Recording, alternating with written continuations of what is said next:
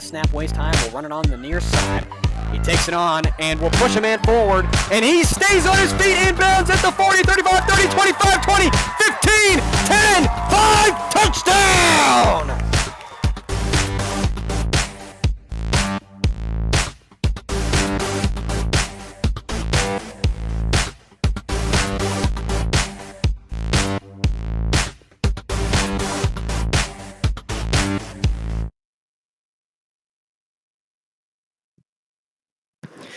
And we welcome you to Panthers Stadium on a cool, crisp Friday afternoon here in October, as we are getting more accustomed to these days. And as the allergy season is hitting us, we are playing some high school football this evening here at Panthers Stadium. It is the homestanding Rappahannock County Panthers, who more recently placed second in the Virginia Independent Schools Football League, taking on the Chincoteague Ponies here under the lights at Panthers Stadium.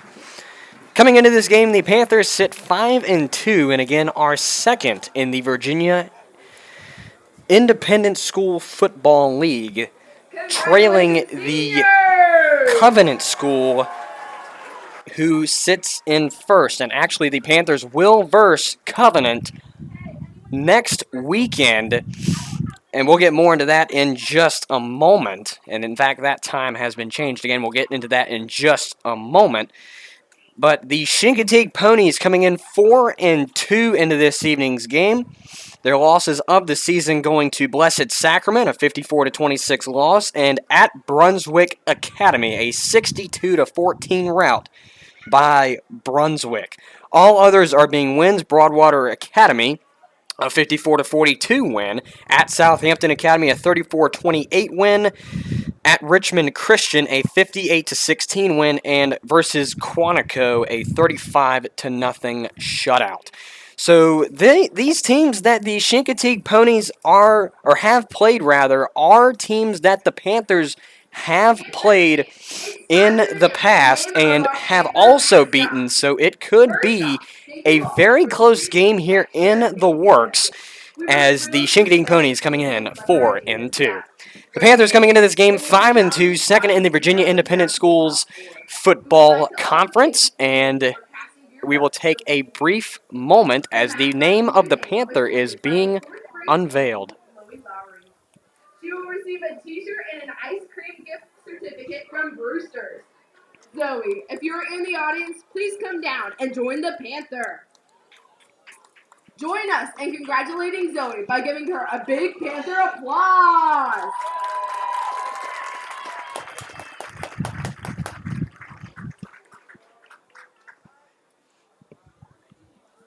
Now, without further ado, we are now excited to announce the Panthers' name, which is Rory!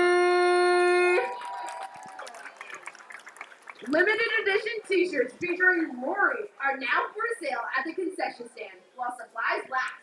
Be sure to get yours before they are gone. Let's give one more Panther applause! So Rory has been deemed the name of the Panther during the middle of the pregame show. Our apologies for that, but hey, what better timing than right now? Your attention to the right end zone as we will go into the Panthers segment of the evening, as the Rappahannock County Panthers will make their way onto the field. Panthers 5-2, second in the Virginia Independent Schools Football Conference.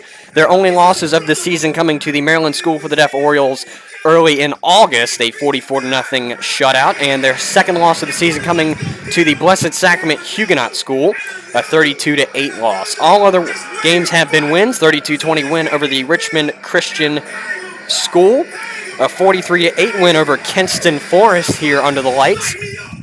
At Southampton, a win 30-8, a 50-0 shutout over Quantico, and a 42-40 win last Friday against Greenbrier Christian Academy, as the Rappahannock County Panthers will run to enter Sandman here on homecoming and senior night at Panthers Stadium.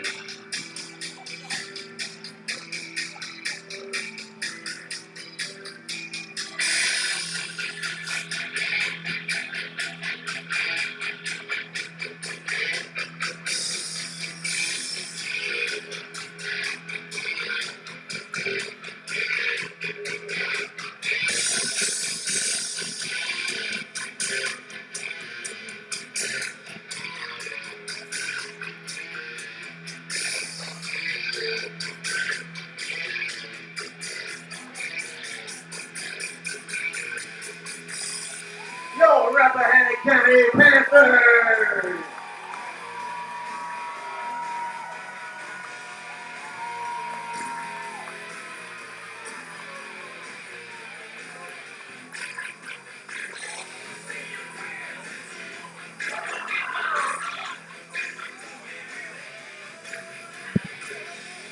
The Panthers looking to keep their win streak alive and take a winning streak into the Covenant game next week. To do that, they have to take down a 4-2 Chincoteague Ponies team who is looking to rout the Panthers here on their home turf. Something that the Panthers haven't done since August of this year. And we will take a sideline here. You're watching high school football on the Mad Rapp Recorder. It's the Ponies versus the Panthers. Back right after this.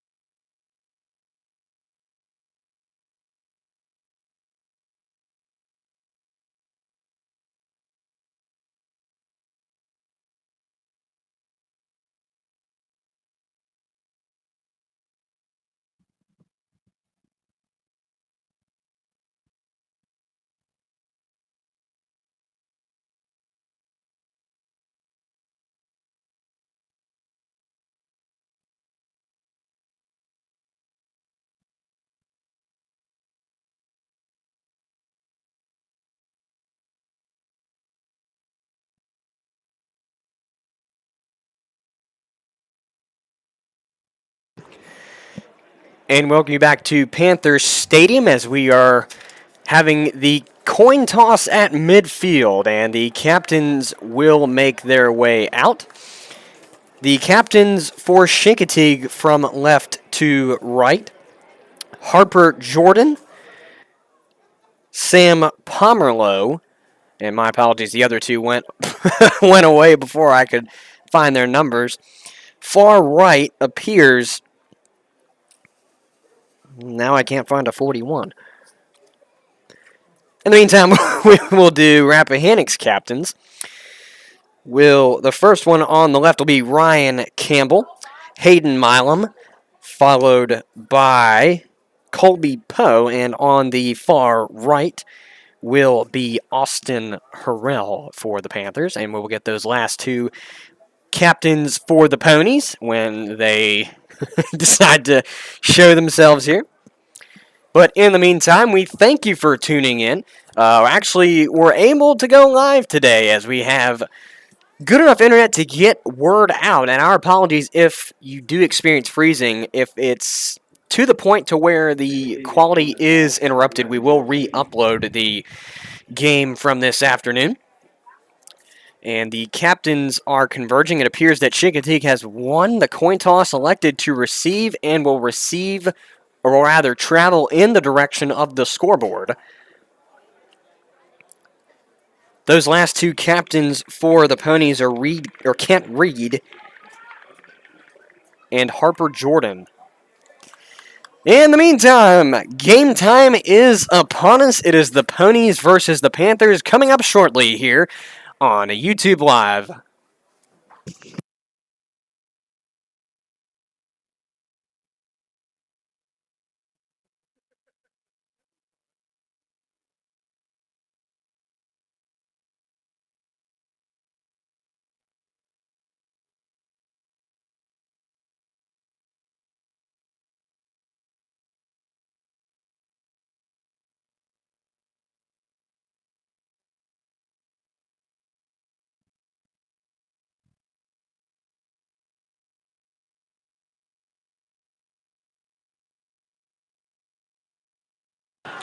Welcome back to Panther Stadium after the brief break. It'll be the Panthers to kick the ball away to start this evening's game. The Chincoteague Ponies in their road white attire. The Panthers in their navy blue attire with the gold numerals. No kidding. I believe it is Scott Woodward to kick it away. He's been the man to usually kick it away, so we're going to assume that. In the backfield for the Ponies, can't quite tell who that is either. Thought I saw a 3, but I can't find a 3 on my roster, so we'll just go with it for right now. Forgot my binoculars. They would be nice to have this evening.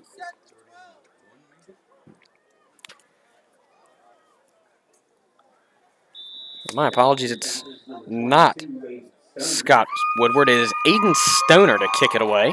That makes more sense. And the kick is away. It is fielded in the backfield, and it is fumbled on the play. It appeared Chincoteague did get to it, but we'll see. It's going to be 1st and 10 no matter what. Chincoteague will retain it. It's 1st and 10 roughly, or from the 32. So Chincoteague starts 1st and 10 from their own 32, made it just past the 30 after roughly a 10 to 12 yard return. So here comes the 1st and 10. First play of the evening. Quarterback gets the hand. It is Jonathan Holloway on the carry. He's taken down by Brandon Pullen and Scott Woodward, the first of the defensive line to get there. So it'll be 2nd and we'll go 9.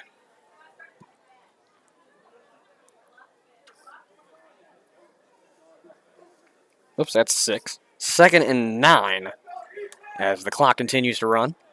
Or it's more like 2nd and 8, but we'll go with it. Quarterback under center.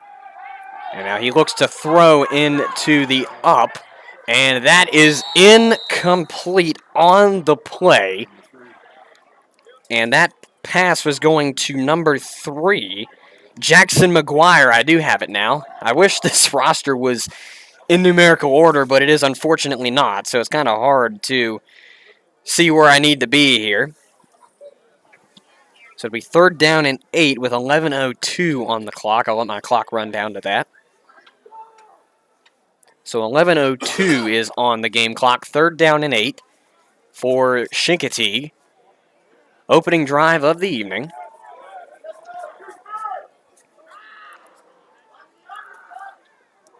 Quarterback takes the snap, waist high, looks to throw again. He'll go to the far side on a scramble. Looks to get the first down, not quite.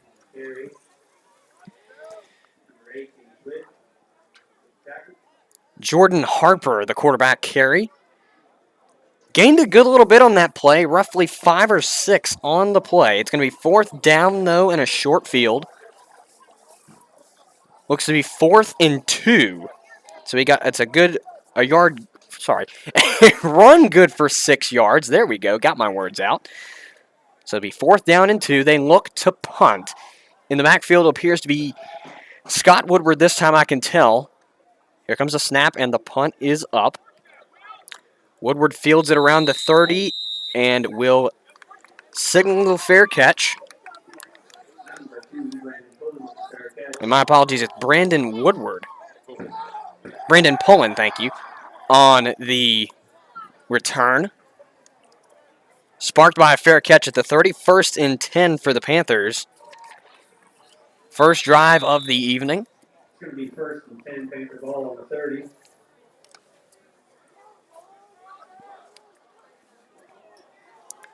So Hensler going under center. Giving direction to the men in the backfield. He will hand off in the backfield. And that play didn't go anywhere. 24 on your tackle. As that was Hayden Milam, the ball carrier. Elliott Garland on the tackle. So it'll be 2nd and 11 here for the Panthers. Oh, I wrote 10. My apologies.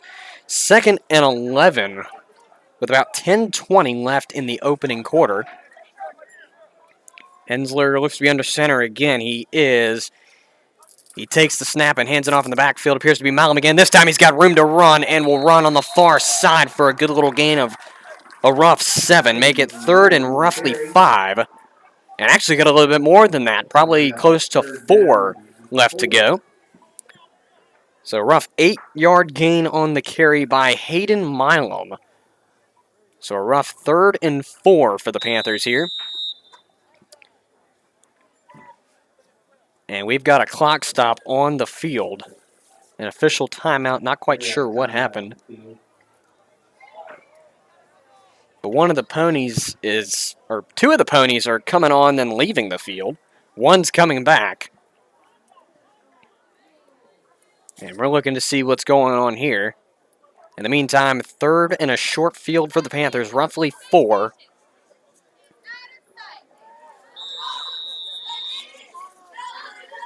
And the clock should be running. It's not. Mine is.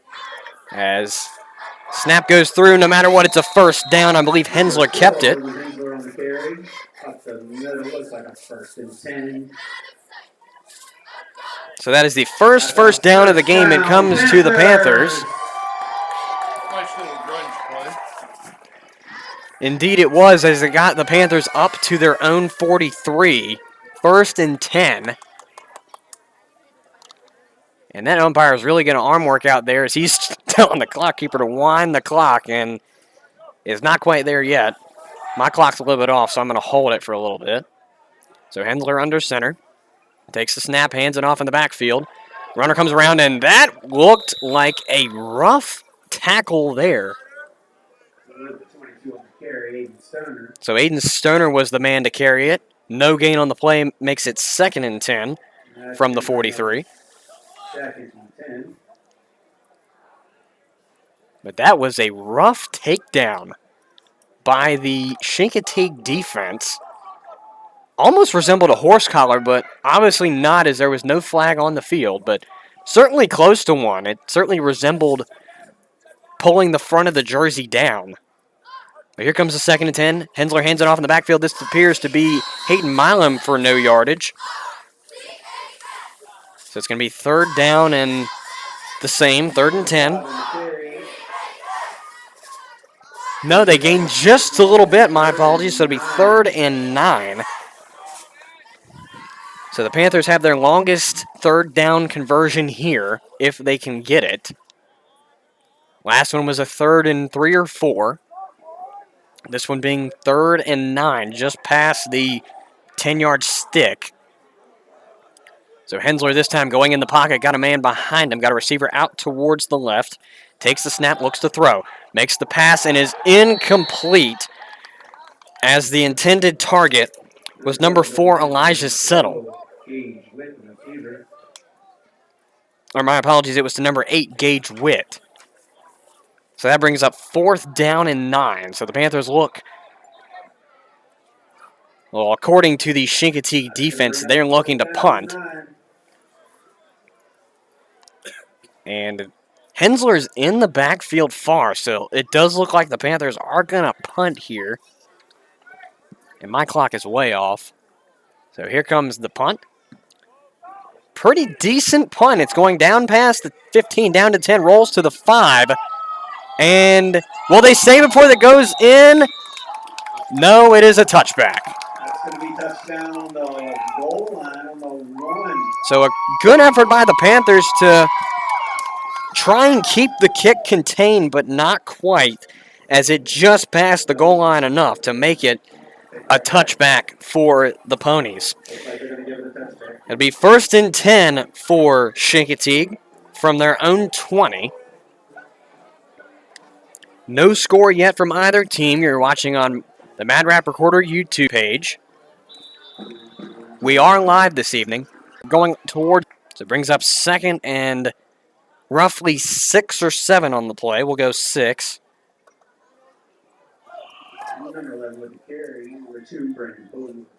So it was Jonathan Holloway, the ball carrier, and Brandon Pullen to bring him down.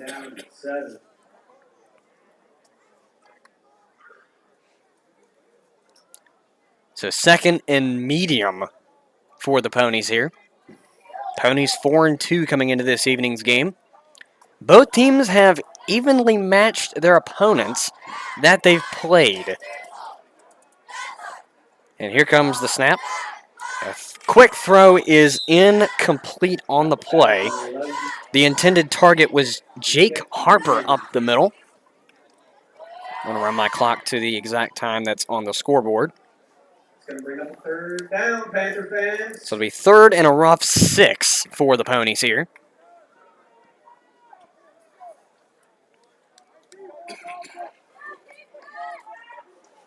If you're just joining us, as you can see on the score on the bottom of your screen, no score from either team. This is the 2nd possession. The far side to the target, number 11, Jonathan Holloway. That's a gain of about 15. Or my apologies, it's more like 11. And we've got flags following the play. So my guess is there's a sideline infraction or there's an unsportsmanlike somewhere.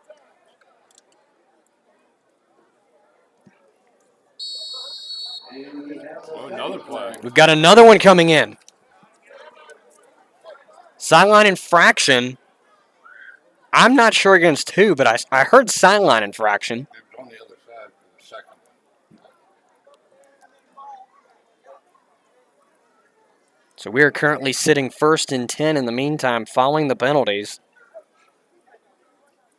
Following a rough 11-yard run by Jonathan Holloway. Unsportsmanlike conduct against the Panthers.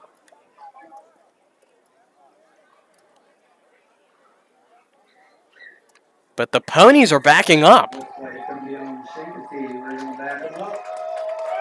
So the penalty was marked against the Panthers, but the Ponies are backing up. Oh my God. 20-yard. That's a lot of yardage.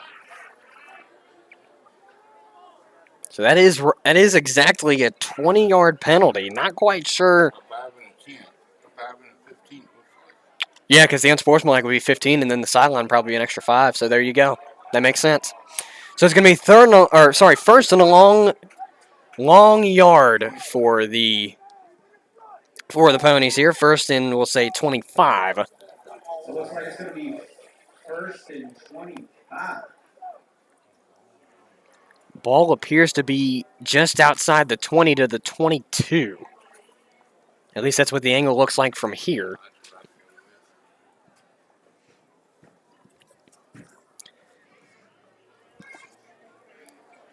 A reminder, tonight is homecoming at Panther Stadium and senior night.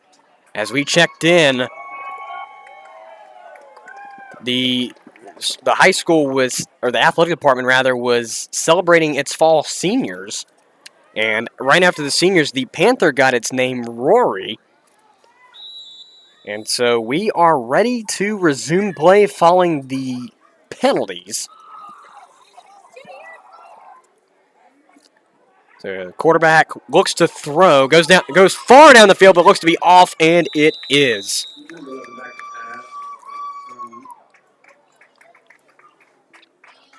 So it'll be Jonathan Holloway, Number 8, Gage. the man down the field. So it'll be second and 25 from the 22 for the Ponies. And if you're just joining us, you are reading the scoreboard right. No score yet from either team.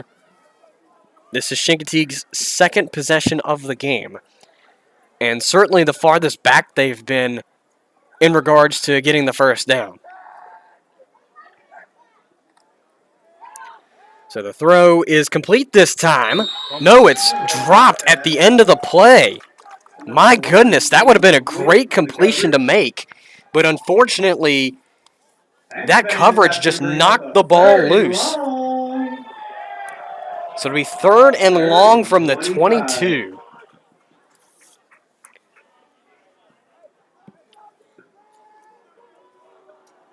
So the Ponies in their huddle look to come out now. They're still there. Now they come out of the huddle. Third and 25 from the 22. We sit 7 minutes and 3 seconds. My clock's just a little bit off, but it's not a big deal. And not quite sure what this formation is, but quarterback keeps it, looks to throw down the field. He's got a man wide open, but it's incomplete.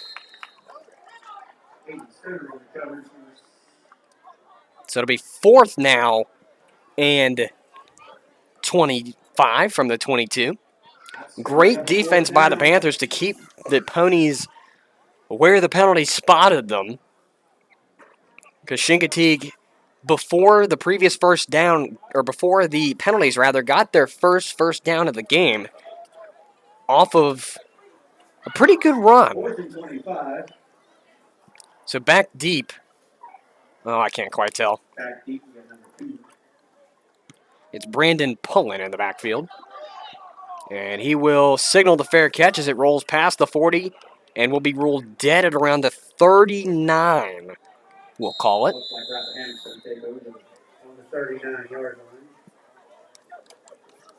So first and 10 from the 39 calls the Panthers.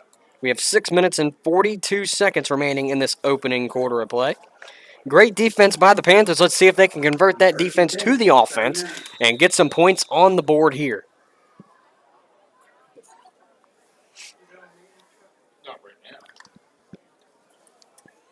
And I'm going to say my apologies for any coughs or sniffles I make. I'm getting over a head cold, and that's been my thing this week. As Hensler, in the meantime, is under center, takes the snap, hands it off in the backfield. Looks to be Hayden Milam, and he is wrapped up immediately. Got a couple of Ponies on the defense. So it'll be second down and roughly 14. As I was trying to say, I've been getting over a head cold, so I do apologize if that becomes a repetitive thing and gets a little annoying. My apologies. But it's that time of the year, and Fortunately, I'm a whole lot better now than I was at the beginning of the week, so we certainly will take that. 2nd and 14 in the meantime from the 35. No kidding. Hensler under center. Takes a snap and hands it off in the backfield. Looks to Milam again. Maybe a gain of 2 on that play. So make it 3rd and 12. They will mark it 3rd and 11. So 3rd down and 11 from the 38. That's going to bring up a 3rd and long, 3rd and 12. In the Panthers game against Kenston Forest, both teams were scoreless through the first, and actually were almost scoreless through the first half, but a long 80-yard run from Dylan Hensler got the Panthers on the board late in the half to take an 8-0 lead into the locker room. Hensler takes the snap, looks to throw. He will on the far side, and it's incomplete to Aiden Stoner. So that'll bring up 4th down and 11. And my guess is the Panthers will kick it.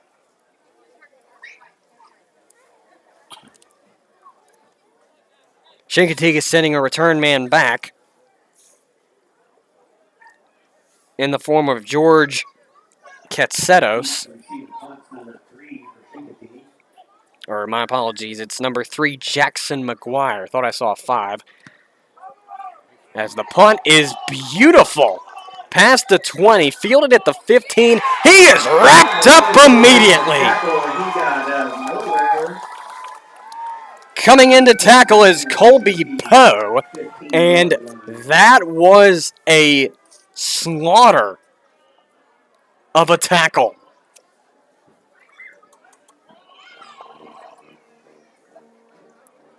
So the Ponies will take over for their 3rd possession of the evening, 1st and 10 from their 15.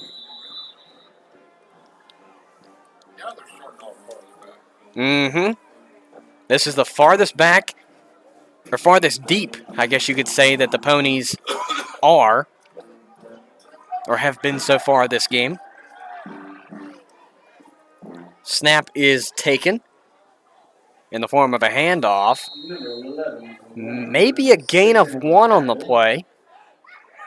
Yep, rough gain of 1.5 on the play, so we'll make it 2nd and 9 from the 16.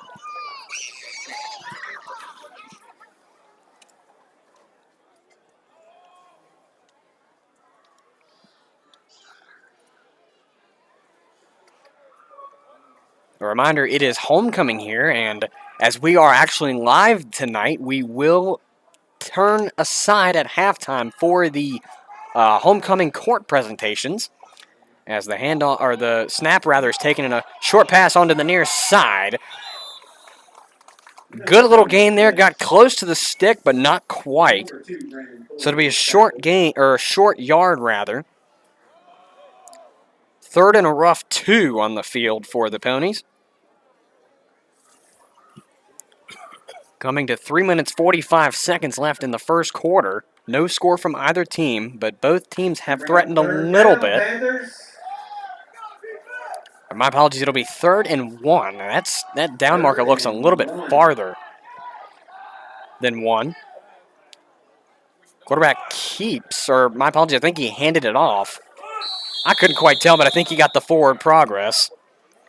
So it will be a 1st down. So 1st and 10 coming up off of the forward progress. I'm going to say that the quarterback kept it on that one.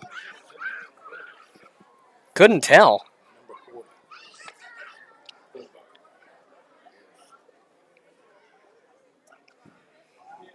Looking for a number 40. I can't find it. We'll just go with it. Not quite sure what's going on. So here comes the snap. It's in a form of a handoff onto the far side. Rocked about 5 yards into the play. Colby Poe on the tackle. I believe it was Jackson McGuire on the carry, but not after a good little gain of roughly 6. So say 2nd and 4 with 2 minutes and 34 seconds. My clock is a little bit ahead, but that's okay. So 2nd and a rough 4 for the Ponies. Handoff in the backfield again as the ball is snapped. Short gain on the play. It was McGuire again. He's met almost immediately by Colby Poe again on the defense. Say a pickup of 1 on the play makes it 3rd and 3. No, makes 3rd and 2 as about a 2-yard gain on that play. Inside 2 minutes, 1:57 and counting. Ponies looking to get the first down here. Panthers looking to stop them with a short field.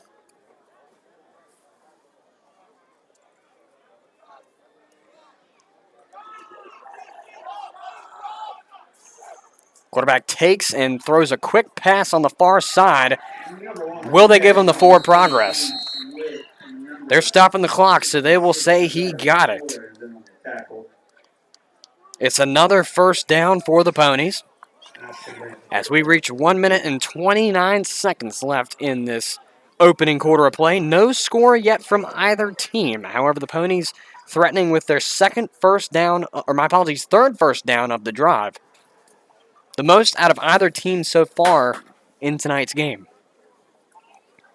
1st and 10 nearing the 40 at the 39 of the Ponies.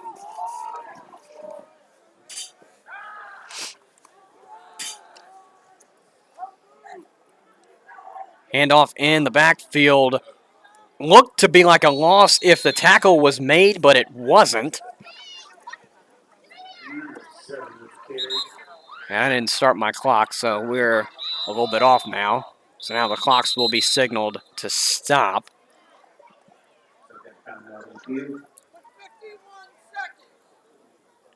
So 51 seconds are to go on the clock. So it'll be 2nd and a rough 8 on the play. It's going to bring up a 2nd and 8 for Chincoteague. Clock starts on the snap. The Ponies leave the huddle. Panthers with 3 defensive linemen. 2nd and 8. Here comes. It's going to be in the form of a pass. And it's far down the field. It's complete but dropped at the end of the pass. That would have been a milestone of a pass if the Ponies could have gotten it to convert. Instead, it's 3rd down and more long than medium. So 3rd down and 8. 44 seconds left in the first quarter. Panthers.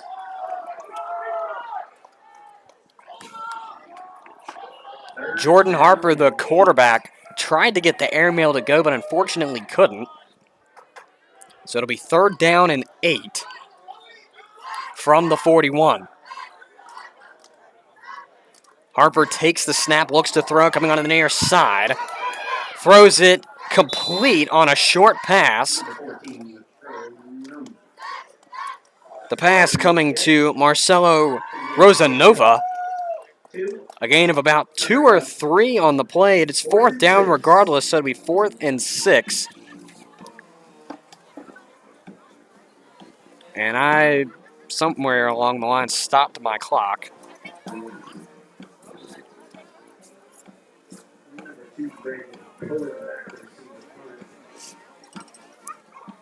So this...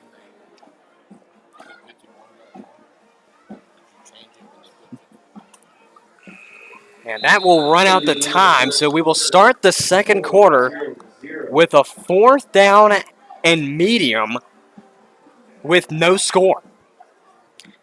We'll take a sideline here. You're watching high school football on the Mad Rapp Recorder YouTube page. Back with you in just a couple of moments.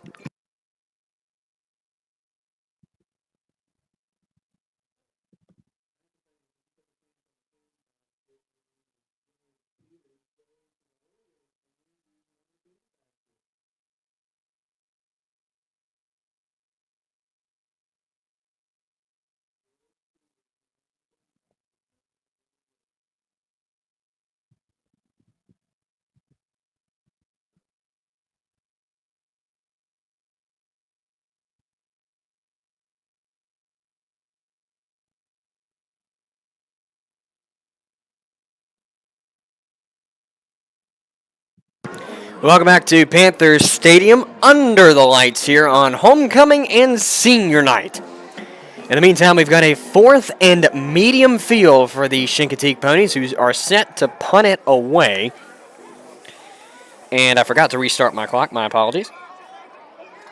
So the punt is kept alive as the return man is dragging a defender.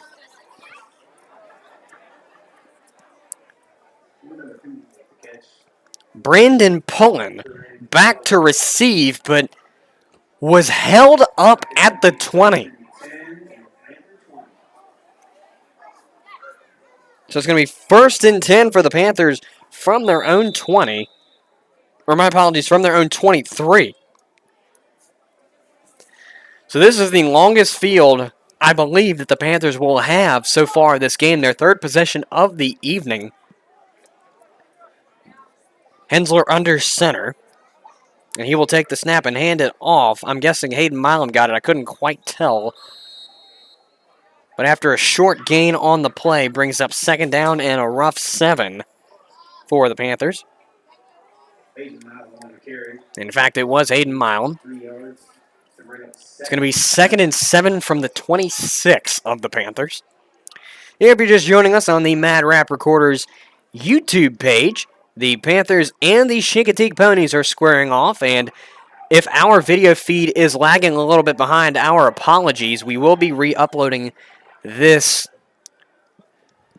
right after if the feed does not come up, but there's a flag on the play as we see Hayden Milam carry the ball again. Picked up about another 3 on the play, but we'll see what this penalty is about. It's going to be a personal foul, a face mask on the defense, so that's going to be close to a 1st down if it's not a 1st down. In fact, it will be. Panthers get a 1st down off of a face mask, and that'll put them near midfield. That's going to put the ball at 45. So 1st and 10 for the Panthers from their own 45. Panthers.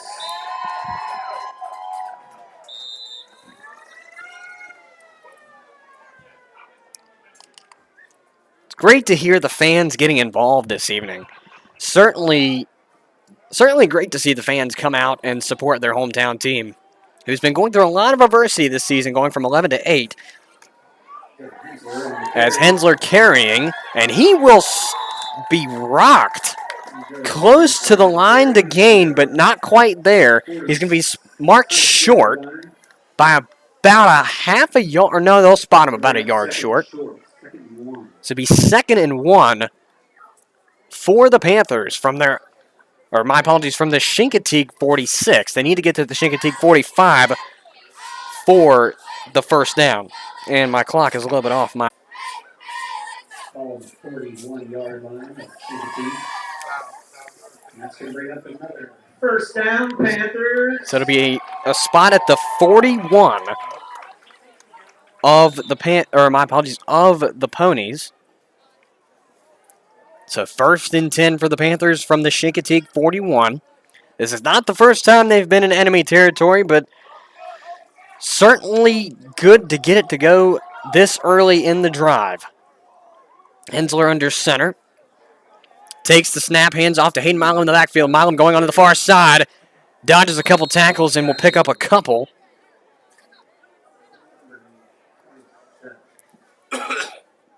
It's a rough gain of about 3, so we'll make it 2nd and 7 from the 39 of Chincoteague.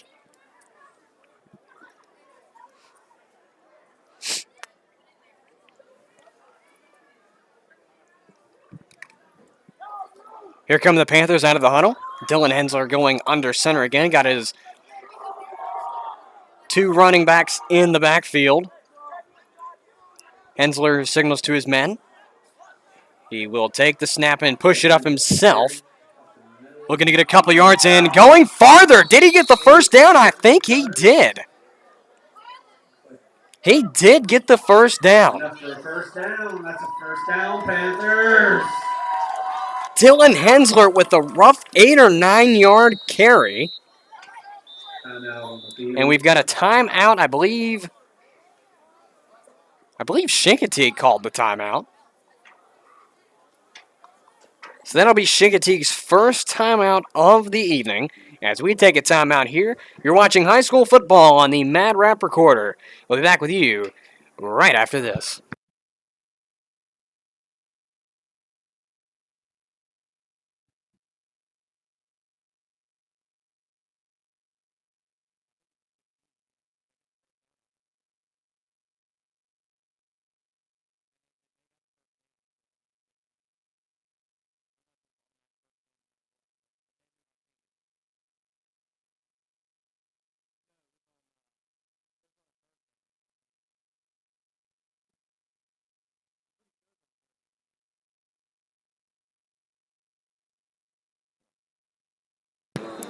And we welcome you back to Panthers Stadium as the Panthers sit first and 10 in Chincoteague territory from the Chincoteague 31.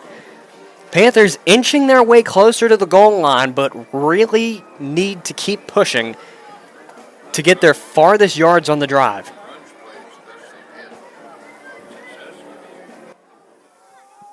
So the clock will start on the snap. Hensler goes under center. He will take the snap and hand it off in the backfield. It looks to be Aiden Stoner on the reception. He's met in the backfield, I believe, by the Ponies' Elliott Garland. So it's going to be up for a loss on the play. A loss of about 3 makes it 2nd down and 13 for the Panthers here.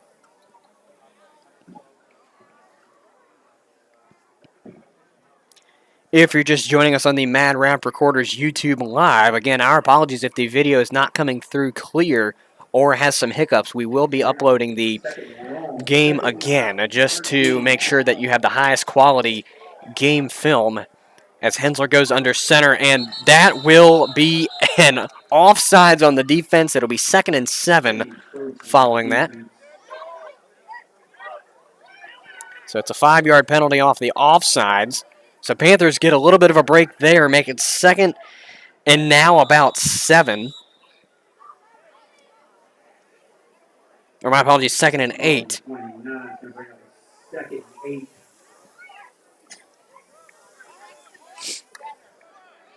So Hensler going under center again has not looked to throw that much this game as he takes the snap, hands it off in the backfield. Aiden Stoner. Stoner gets a run around the near side.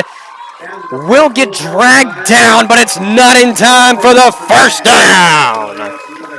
Aiden Stoner with the gallop on the near side.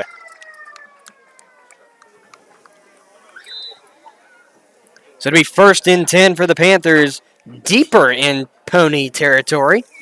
1st and 10 from the Pony 15 is what it appears to be. It was Aiden Stoner on the carry. Hensler going under center again. Got 2 recipients and a wide receiver.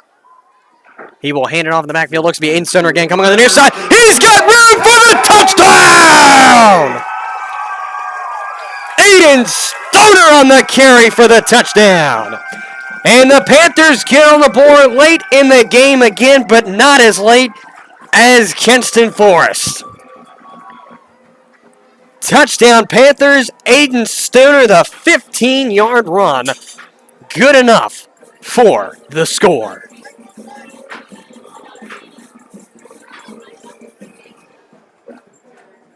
And that certainly was a great run for Aiden Stoner.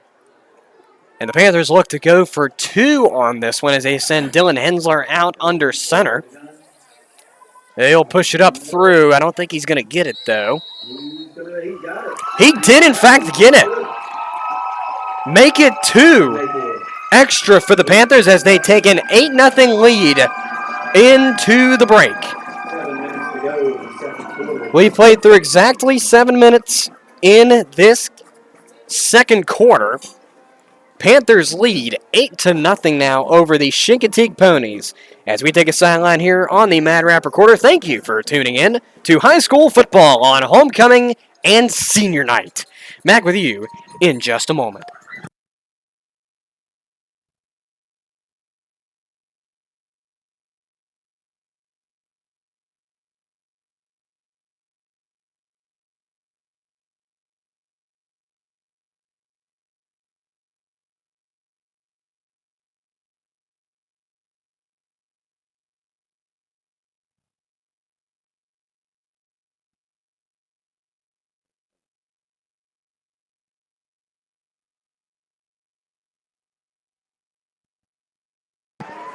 So the Panthers getting on the board before the break off of a 15-yard run by Aiden Stoner.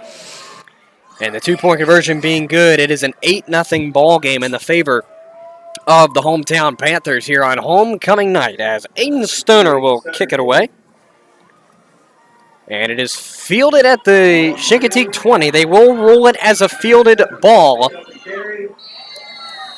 as the return man, rather. There's the word I was looking for.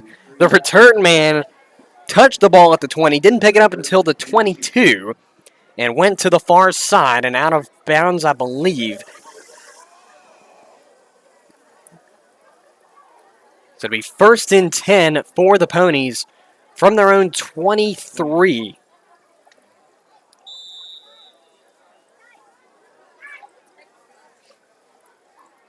Excuse me. Wedge play, it's what you call Wisconsin. It's a wedge, not a grunge. 'Cause grunge is illegal.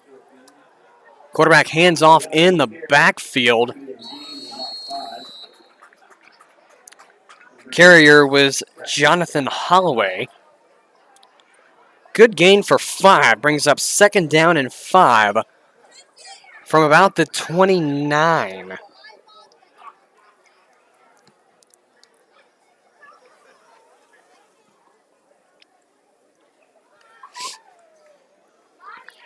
The Ponies leave the huddle. 2nd and 5 from their own 28, it appears. Inside 6 minutes. That snap low to the ground. Quarterback keeps, looks to throw. He will. It's incomplete as it's broken up, but there's a late flag in the backfield. I'm going to run my clock because it's not correct with the game clock. It's going to be a roughing the passer call on the Panthers.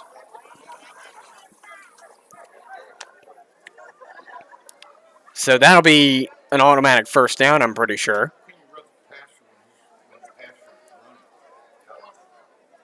I'm not quite sure. So it'll be 1st and 10 for the Ponies. I was going to say the Panthers, my apologies.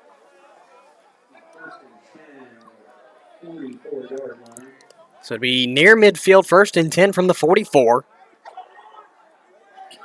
Here comes the snap. It's in the, or handed off in the backfield. Coming on the near side. A rough gain of 6 on the play.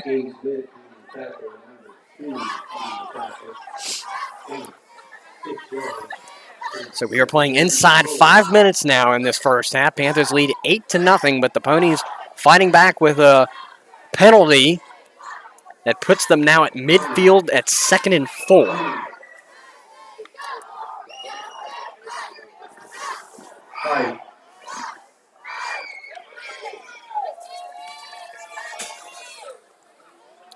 Jordan Harper going under center. He will hand it off in the backfield. And there, the ball is on the ground. Who's got it? Panthers think they have it. The Panthers do have it.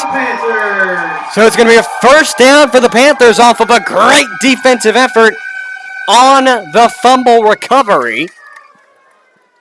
It's going to be 1st and 10 for the Panthers just away from midfield on the Panthers side of the midfield stripe. 1st and 10 from the Panther 49 here. Hensler and Milam coming back onto the field.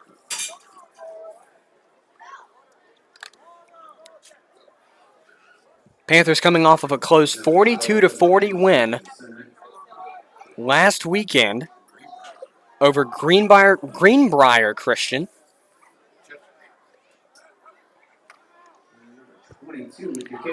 And it's Aiden Stoner. He's getting held. They won't take him down, though. He comes down after a long gain. It's a 1st down.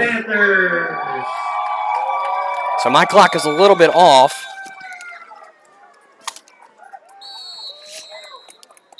And there's a timeout on the field. Timeout Chincoteague. That'll be their 2nd of the game.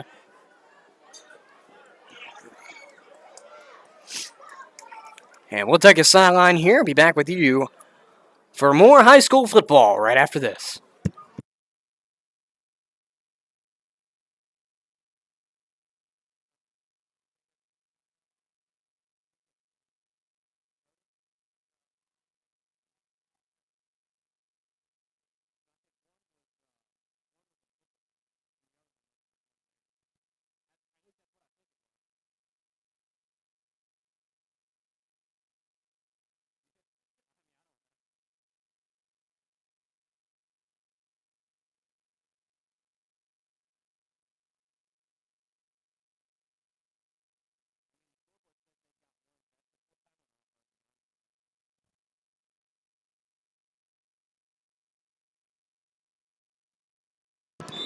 Welcome back to Panthers Stadium as we sit in a 1st and 10 following the Chincoteague timeout. Hensler goes under center, got 2 recipients in the backfield with him. Hensler takes the snap, hands it off to Hayden Milam, who's getting roughed up soon after getting the ball. If he didn't lose, he stayed where the ball was originally placed. No, he got a yard. My apologies. It's going to be 2nd and 9, contrary to my belief. 2nd and 9 from the Panther, or my apologies, from the Chincoteague, rather, 33 and a half. Because it's in between the 33 and the 34. So Panthers break out of the huddle. 2nd and 9 faces them. They lead 8-0, looking to put that lead into account going into the locker room. Hensler takes the snap, hands it off in the backfield. Looks to be, I believe Hensler kept it. It appeared at first that Hayden Milam got the ball, but my eyes played a trick on me. That didn't happen. So it's going to be 3rd down and 3 off of the 6-yard gain by Dylan Hensler, who kept the ball. So it'll be 2nd down, or my apologies, 3rd down and 3. Inside the 30 to about the 28.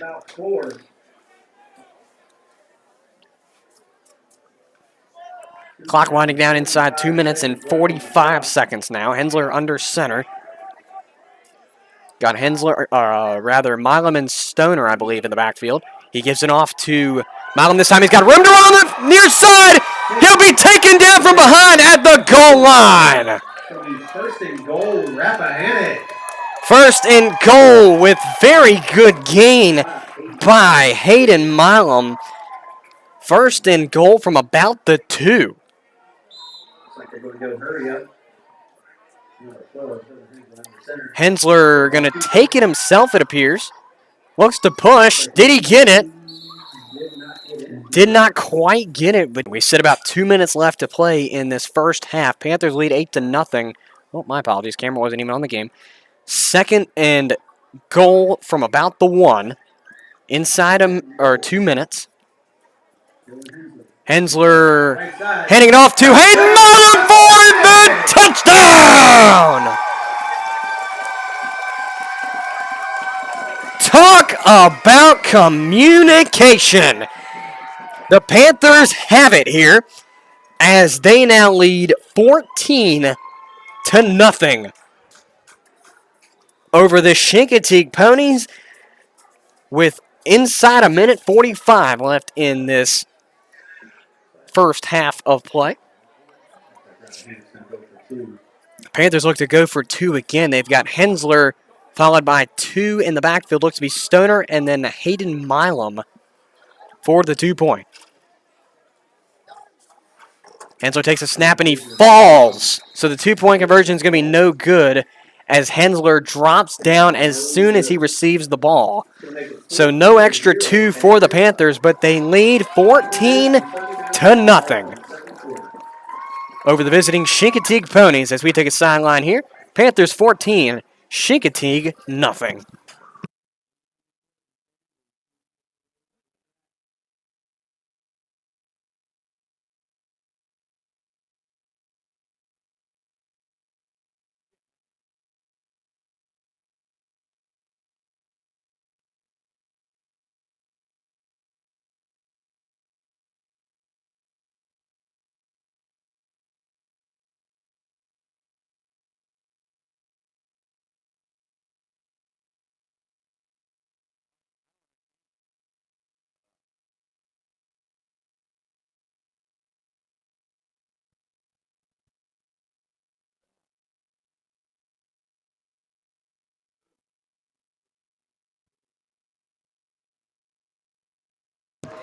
And we welcome you back to Panthers Stadium as the Panthers lead 14-0 over the visiting Chincoteague Ponies here. So it'll be Aiden Stoner to kick the ball away. I got some new stuff you can do. Signaled as he's ready to kick, and the kick is up, but they will signal a flag, and it's going to be a false. It's going to be an illegal motion, I believe. It's going to be offsides Rappahannock. So they're going to redo the kick for about a 5-yard backup from the previous spot. So they'll kick from the 35 now. They're going to be disappointed because they got the ball down here in good field position with run catch. Now they kick it over their head or whatever. In the meantime, we sit 14-0 Panthers over the Chincoteague Ponies. Aiden Stoner to kick it away following the offsides. Sits him at the 35 for the kick. And here comes try number 2. This one appears to be good as it's fielded at the 24. Here comes 10 yards, roughly 15 yards on that return. Brings up 1st and 10 for the Ponies from their own 38. They probably lost 10 yards from the penalty. So 1st and 10 Ponies from their own 39, or rather.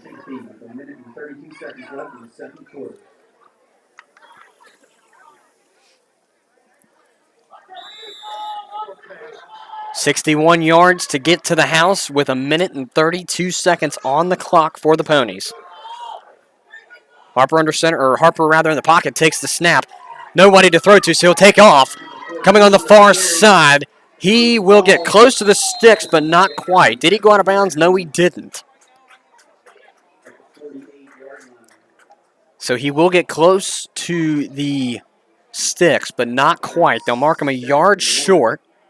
So a good little run by Jordan Harper.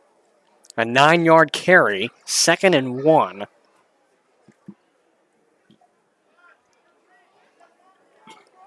And a reminder, coming up at halftime, we will be broadcasting the homecoming court announcements. So tune in to that as Harper in the pocket again will take a snap and throws very far. Pass is complete this time. Coming onto the near side, going up the middle.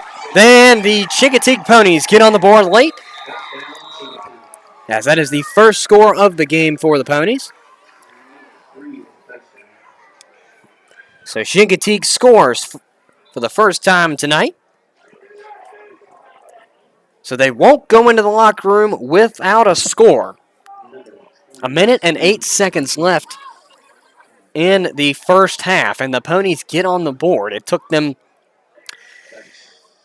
23 minutes almost to get on the board, and they've finally gotten on. They will go for the extra point. To kick it will be Marcelo Rosanova. So here comes the snap. The hold is down. The kick is up, and it is good. It is good. 14-7 is our score here. The Chincoteague Ponies get on the board late. 1:08 remains in the first half.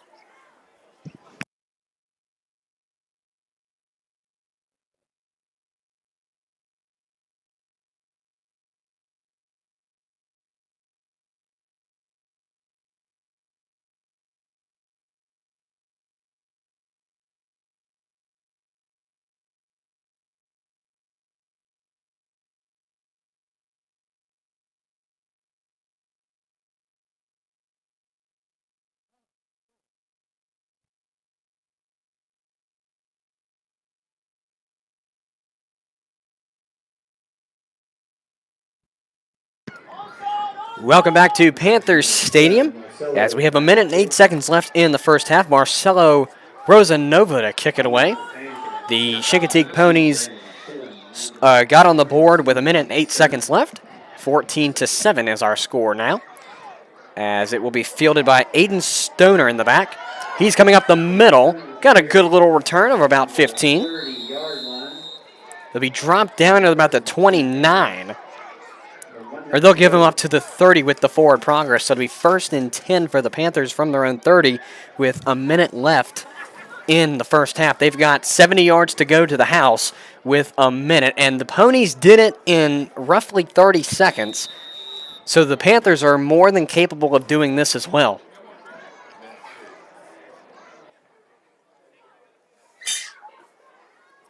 So Hensler coming out onto the field. Following closely to him is Gage Witt. Panthers leave the huddle. Panthers really haven't accumulated many passing yards this evening, which is kind of surprising. Hensler takes the snap, and handoff in the backfield appears to be Hayden Milam taking it up for the first down. Or my apologies, it was Aiden Stoner, the carrier. 1st and 10, Panthers. So it's a good gain of about 15 as the clock runs 1st and 10 for the 45 of the Panthers. For the Panthers, Hensler out in the pocket this time. Gonna take the snap, and he's looking to throw. Got a man up there. Complete to Gage Witt. It's a first down off of one of the longest passes, if not the first pass of the game for the Panthers. Coming at a great time with 30 seconds left in the half. We've got a timeout on the field, it appears. I believe Rappahannock County called the timeout. So we will take a sideline here following the timeout. Panthers call a timeout after a beautiful throw from Dylan Hensler to Gage Witt. It picks up roughly 22 on the play. And we'll take a sideline here. Mad Rapp Recorder bringing you high school football on homecoming and senior night right after this.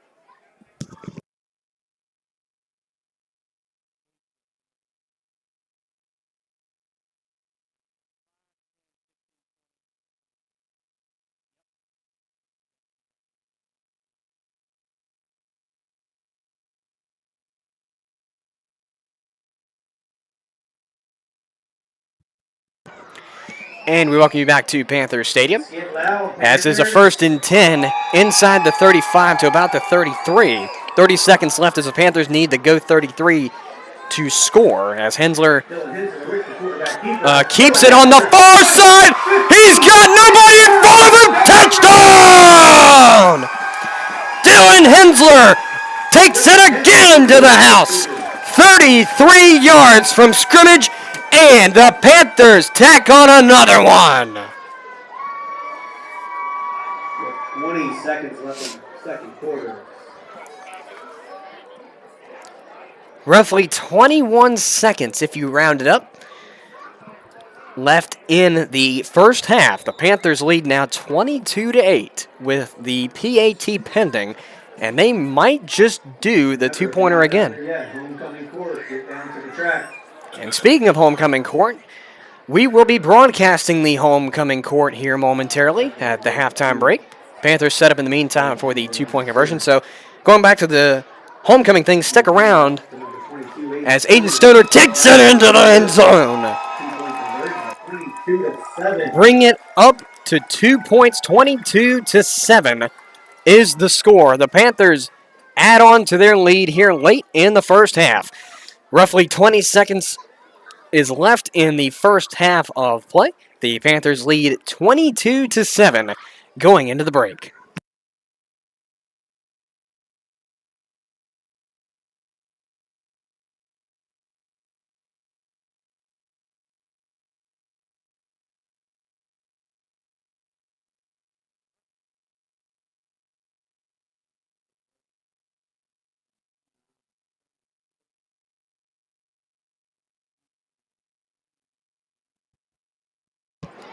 And we welcome you back to Panthers Stadium following the 33-yard run by quarterback Dylan Hensler into pay dirt for the now 22-7 lead over the Chincoteague Ponies. Aiden Stoner, the man to kick it away for the Panthers. And the kick is up. And it is going back into the area of the end zone. It's not quite there, but fielded at the 1. And the recipient goes around. And I forgot to start my clock. I put my scoring device down, so I didn't start the clock. But 17 seconds left in this first quarter, or first half, my apologies, of play. Panthers lead 22-8, but the Ponies get first and 10 inside the 15, close to the 10, and we'll say the 12.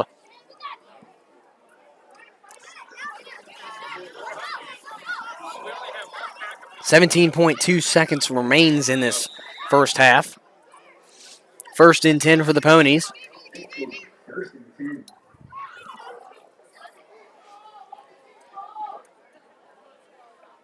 Number 8 and number 2 on the line. So here comes the snap. It's a pass on the far side, incomplete. That puts up 12.3 on the clock with a second down and long.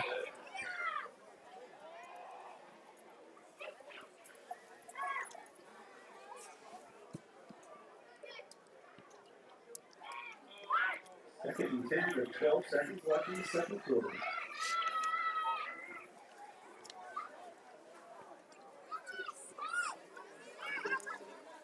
A reminder, the halftime show this evening consists of homecoming court announcements and the halftime band performance. We will broadcast both of those if we are able. In the meantime, Jordan Harper setting up, looks to be in the pocket. Got two receivers out, one to the left and one to the right. Got a man right beside him and a running back for him. He will take the snap and looks to come to the near side. And he will get around the corner and go out of bounds with roughly 7 seconds left in the half. Or my apologies, more like 5. It's going to be third down and the same. No gain on the play.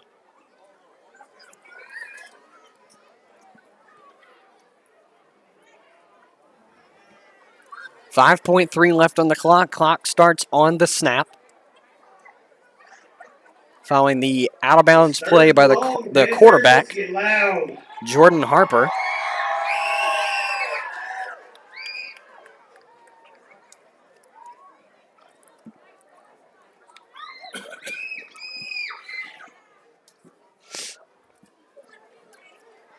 So third down and long from the 11. And this play will most likely end the first half. Snap is taken by the quarterback, Jordan Harper. Looking to throw. He will get some room to run. But he's taken down a few yards into the play. Maybe no gain, but that will do it for the first half. The score at the half, Panthers 22 and Chincoteague 7. So we will take a sideline here just for a moment, and then we'll be back with you for our homecoming court right after this.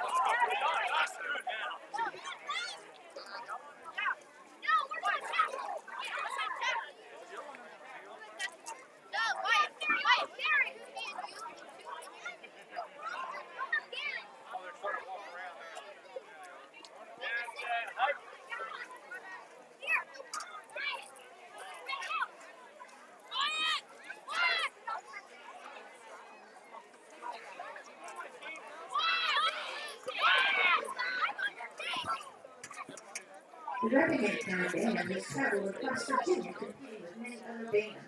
In the recent competition, they placed second overall in Class 1A and received first place color guard with the band. They will be traveling to their last competition next Saturday at Powhatan High School. Mr. Elijah Lowe, is your band ready?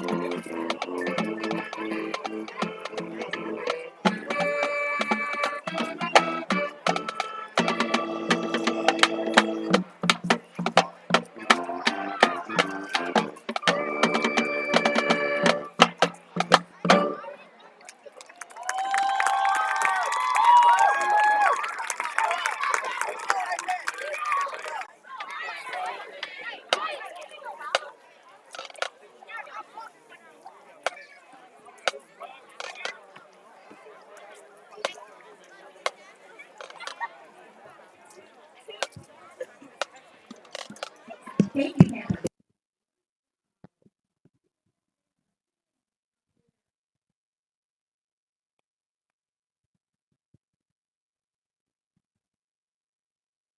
Now we're on to our next portion to celebrate our homecoming 2022. I have the honor of presenting our homecoming court. To begin with, I'd like to introduce Marley Dunn. She's representing the 8th grade. Marley is escorted by her mother, Hope, and her father, Jamie Mar Barker.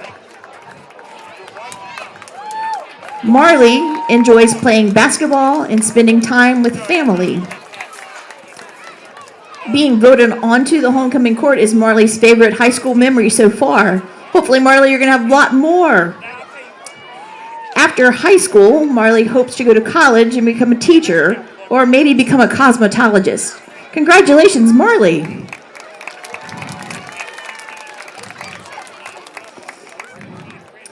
Our 8th grade male representative is Chris Arellano. He is being escorted by his brother, Roberto. Chris enjoys playing soccer and being with his friends.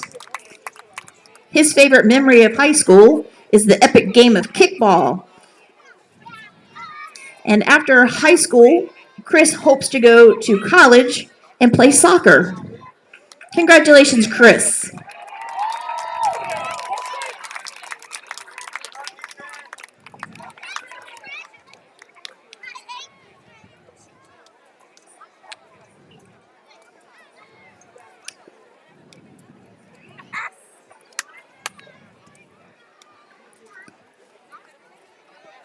Representing the freshman class is Lexi Abdullah.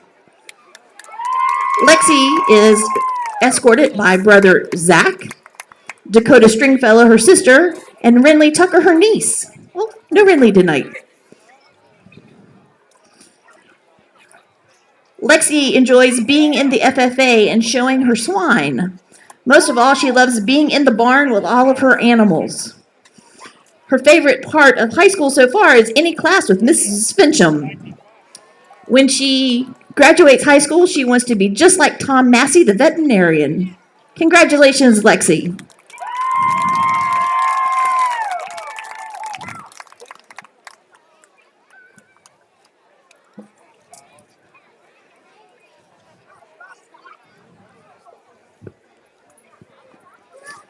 Let's welcome to the field Joel Wangsgardner, our 9th grade representative. He's being escorted by mom Lindsay and dad Jared. Joel enjoys running track and cross country because it says it keeps him moving and allows him to hang out with his friends. Joel's favorite high school memory is homecoming last year. He says it was really funny. He had a great time with his friends. Joel plans to get a bachelor's degree in computer science and work in cybersecurity upon high school graduation. Congratulations, Joel.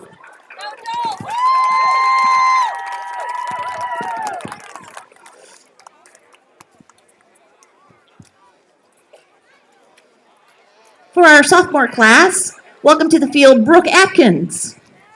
Jill Atkins and Jeff Atkins, her parents, are escorting her. Brooke enjoys playing sports and hanging out with friends and being with her family. Her favorite part of high school so far is going to the state's basketball tournament last year. And after high school, she hopes to go to a 4-year college. Congratulations, Brooke.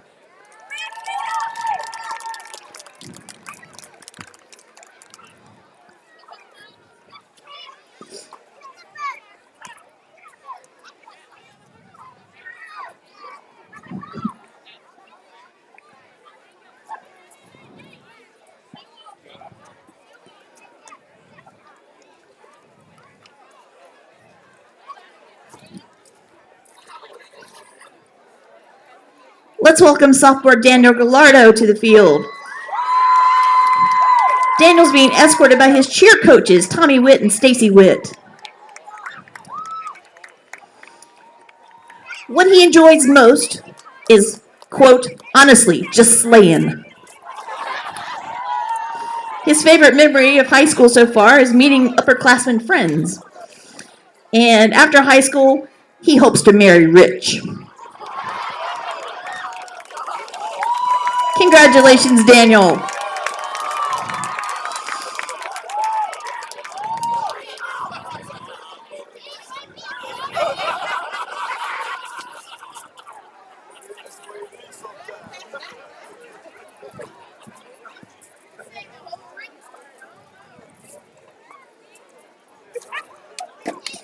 Abby Atkins is representing our junior class. Abby's being escorted by father Ray Atkins and her mom Courtney Atkins. Abby enjoys playing volleyball, basketball, and softball, and being in the Fellowship of Christian Athletes. And last year, her favorite memory so far for high school has been winning the regional championship in basketball. After high school graduation, Abby hopes to attend either the University of Virginia or Liberty and become a pediatric nurse.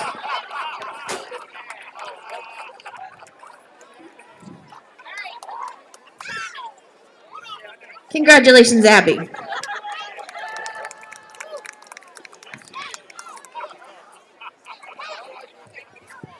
Alexis Williams is also representing the junior class. She's being escorted by her brother, Brandon. She enjoys spending time with her family and friends, and her favorite memory of high school was any art class with Mrs. Richardson.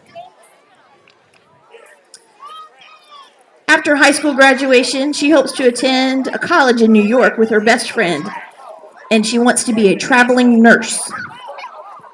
Congratulations, Alexis.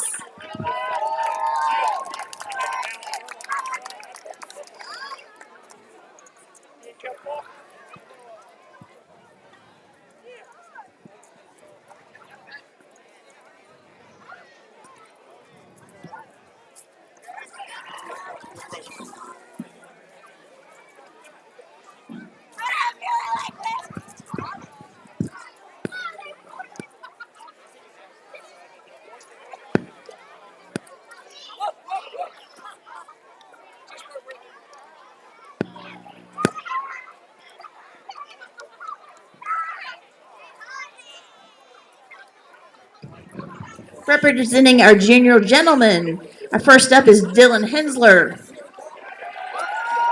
Dylan's being escorted by Father Dave and Mom Jessica. Dylan enjoys playing football and spending time with his friends and family. His favorite memory for high school is when they won their first football game against Richmond Christian this year. If you don't know, Dylan's our quarterback. After high school, Dylan wants to attend a 4-year college and continue playing football at the next level. Congratulations, Dylan.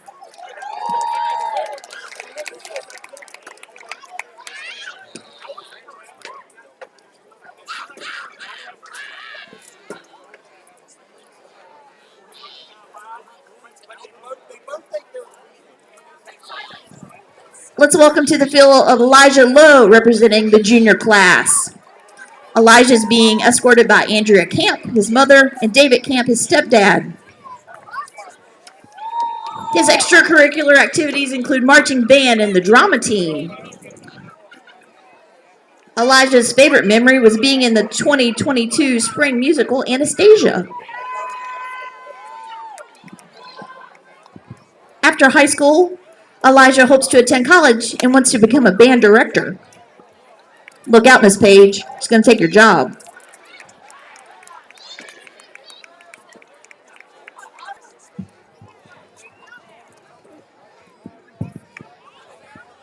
Congratulations, Elijah. Our senior representatives are next. First off, we have Angel Campbell, being escorted by Michelle Campbell, her mom, and Billy Campbell, her dad. Angel enjoys competing in marching band and riding her horse, Valerie. Her favorite memory of high school so far is going to Miss Pons constantly with her two best friends, Emma and Sarah. After graduation, she hopes to attend college and become a nurse.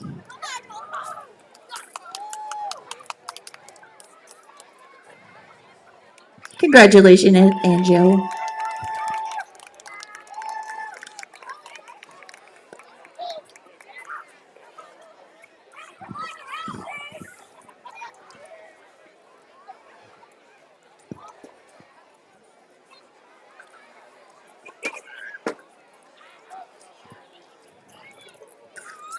Our next senior representative is Cassidy Graves.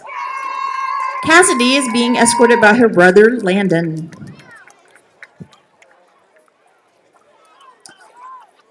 Cassidy enjoys spending free time with her family and friends. Her favorite memory of high school was falling down a hill on the peer mentor trip. After high school, Cassidy's plans include attending a cosmetology school and hopefully opening up her own salon. Congratulations, Cassidy.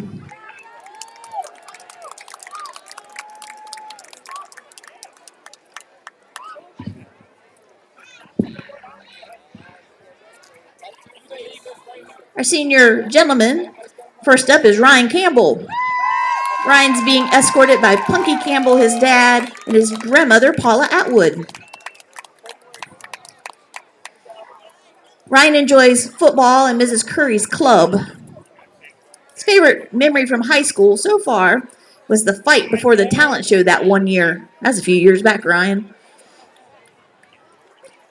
After high school, he has plans to go to college and study economics.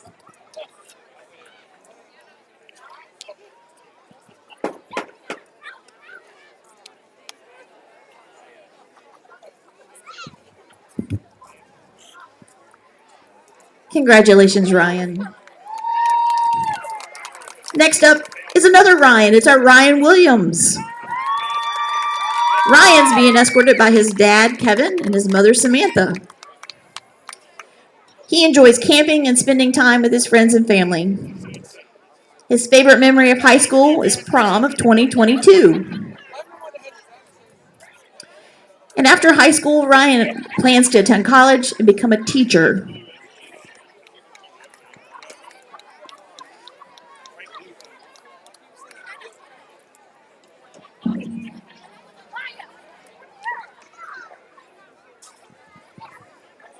Congratulations, Ryan.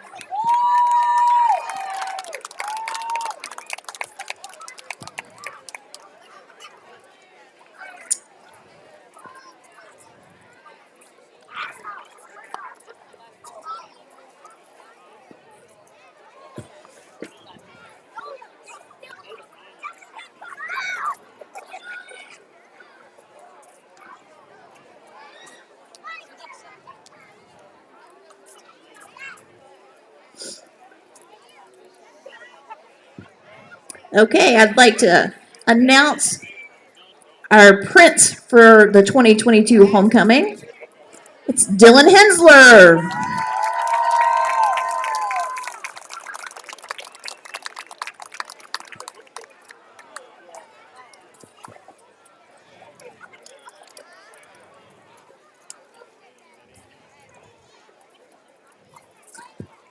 Our prince will be joined by his princess, Abigail Atkins.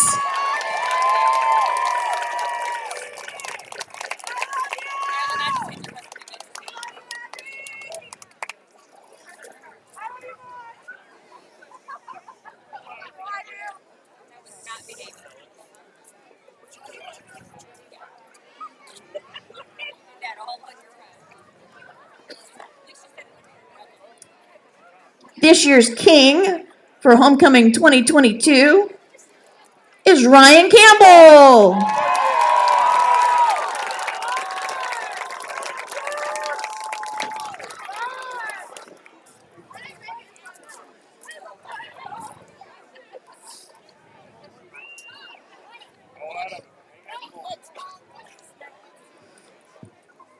And our queen, please join your royalty up front, Miss Cassidy Graves.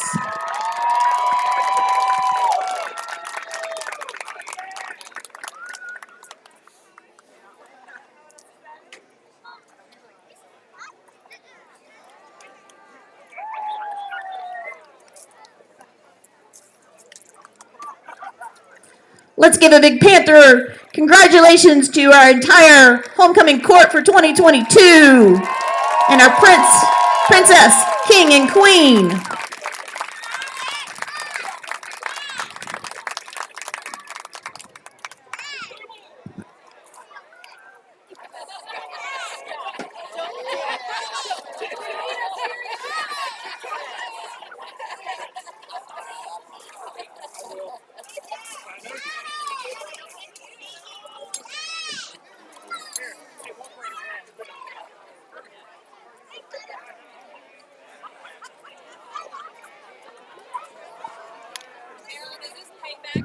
Thank you to all the homecoming court and all the homecoming court escorts for being here tonight.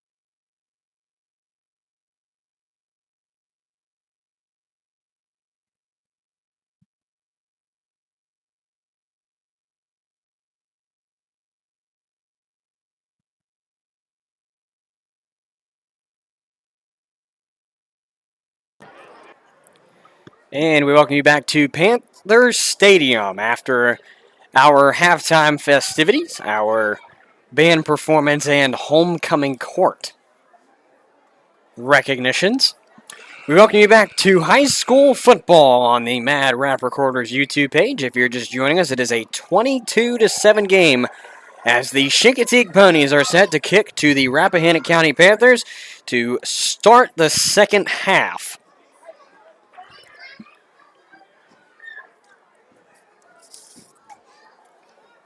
Kicking off for the Ponies will be Marcelo Rosanova.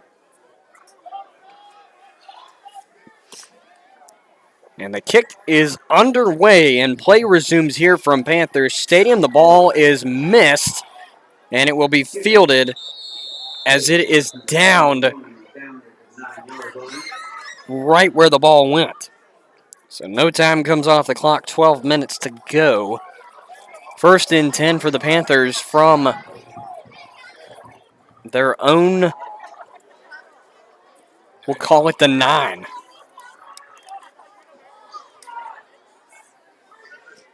It's going to be first and 10. At the 9. 91-yard run, but 22. So Hensler under center. He takes the snap and hands it off in the backfield. Looks to be Hayden Milam, the ball carrier. He actually lost a yard, it looks like. Carried by number 5, Hayden Miles. He's second down and 10. Ball on the 8-yard line. So second and 11 from the 8. A reminder, this game will be re-uploaded due to the video quality. Hensler under center. Takes the snap and hands it off in the backfield. Looks to be Aiden Stoner this time on the carry. Nope, it's Hayden Milam. This time he gains a little bit. Ball to the 15-yard line. As we've got a timeout on the field for an injury on the Chincoteague defense. We'll take a sideline and return to you, hopefully with good words.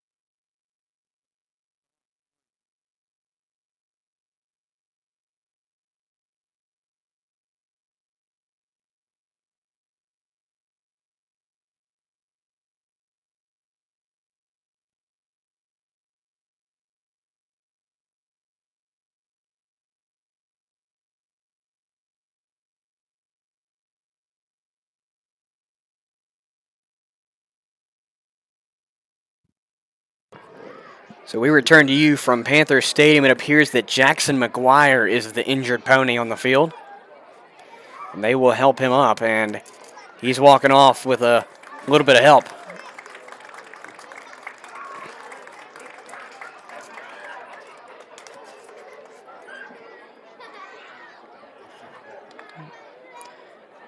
Rather, he is walking by himself just with a little bit of support emotionally.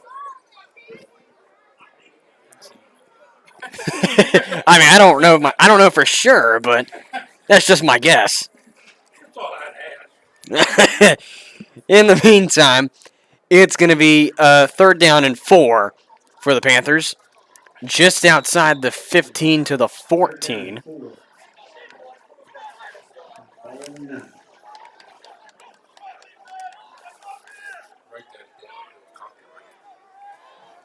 So Hensler takes the snap, hands off in the backfield, looks to be Hayden Milam. Not enough for the first down, but certainly got close. A gain of 2 makes it 4th and 2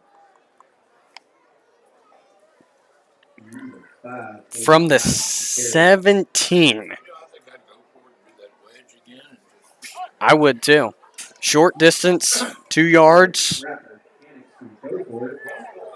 Right. Hensler's proven that he can punch it. And I think he got it. Oh, my clock didn't run. I can reset it here really quick. Looks like they got it. Panthers do appear to have it. Chains move. First down is the call. Panthers.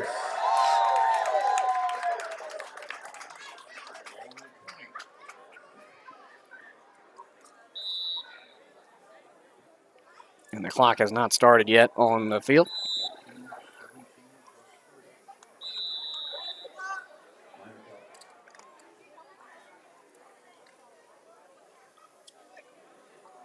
So it's going to be 1st and 10 for the Panthers.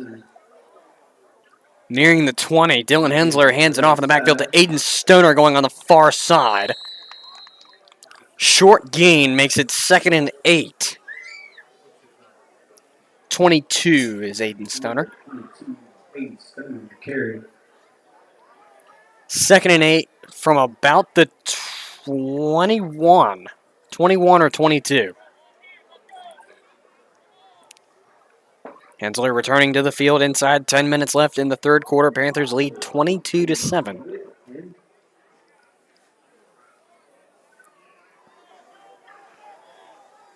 Hensler going under center again. Got a receiver out towards the right in the form of Gage Witt. Takes a snap, hands it off in the backfield to Aiden Stoner. No, he will keep it, and he's got room to run up the middle. There he goes past midfield. He might go. He is going to go. Dylan Hensler. We've got a flag on the field following that run. Oh my goodness, don't make it so.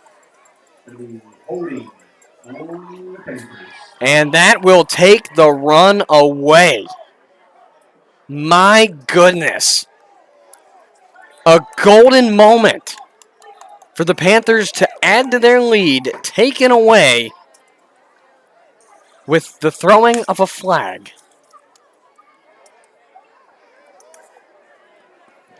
Holding against the Panthers. It's going to replay 2nd down, take them back 5 yards, I believe. No, 10 yards, my apologies. So it's going to be second. Second down, 6 for the Panthers. It's going to be 2nd and a rough 6. So they gained 2 yards off of that. 2nd and 6 nearing the 25. Hensler under center takes a snap, hands it off the backfield to Aiden Stoner. He's got room to run on the far side! Mid stumbles! There he goes! Cuts it into the middle for the touchdown! How about the fresh meat? Aiden Stoner, the young man. Good blocking up front. How about the young man Stoner? We go from an 82-yard run for Dylan Hensler to an 80-yard run from Aiden Stoner. 86 for Aiden Stoner. My goodness.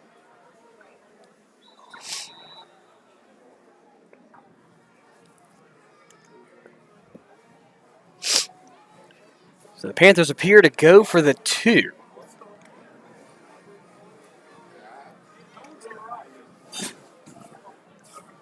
They will go for the 2, and Aiden Stoner takes it in for the 2. 30-7 is your score. The Panthers lead over the Chincoteague Ponies.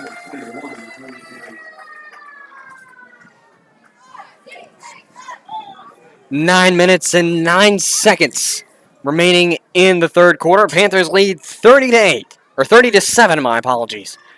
Right after this.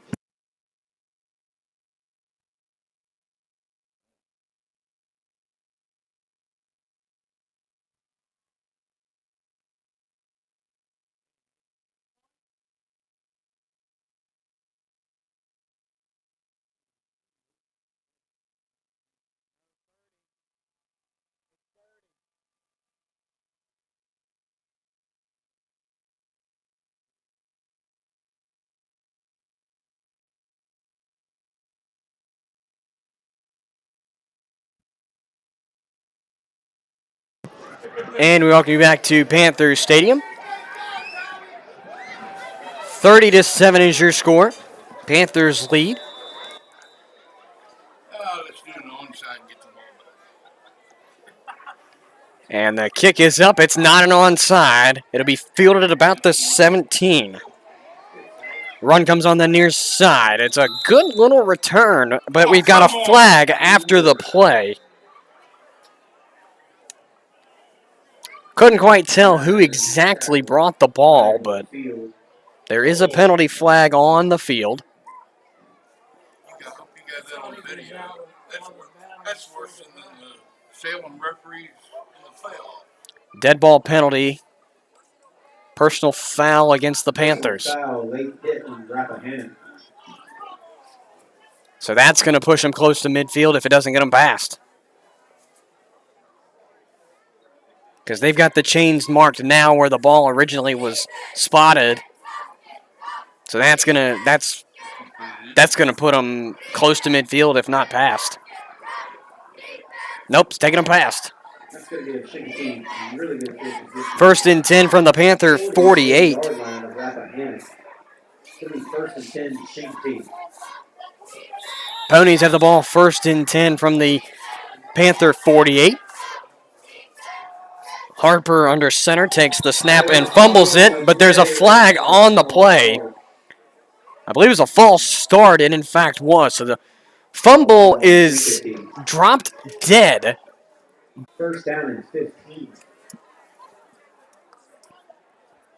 Ponies set up shop first and 15 from their own 47. Jordan Harper coming under center. Got two running backs behind him. He will take the snap and hand it off in the back. Nope, he's going to keep it and throw it up the middle, but it is incomplete. So pass incomplete. So it'll be second and 15 from the Chincoteague 47. A reminder, our video quality is, well, that's not the reminder part, but a reminder, we will be re-uploading this game because the video quality isn't the best tonight, although we are getting it live, so you get to see what's going on live, or get to hear at least what's going on live. Maybe. Snap comes. It's going to be a pass complete at the original line of scrimmage, and more on the play for the first down. Rocked a defender. What? The ball wasn't dead.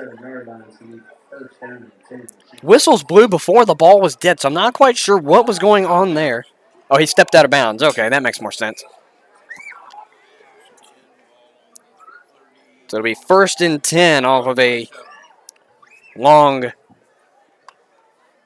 pass completion.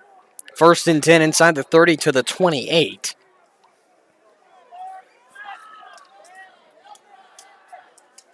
Harper under center takes a snap, hands it off in the backfield to Holloway. He takes it on the far side. Not quite the first down, but got close to the sticks.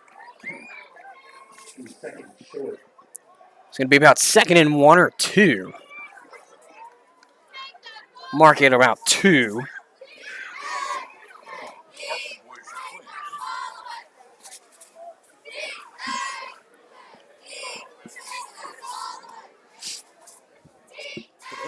Put 21 on?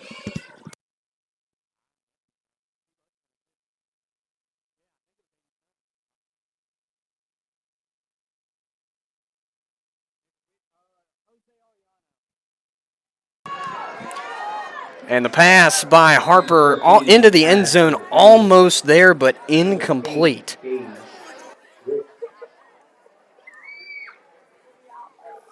And apologies, we had a quick question in the press box, which is why I went quiet.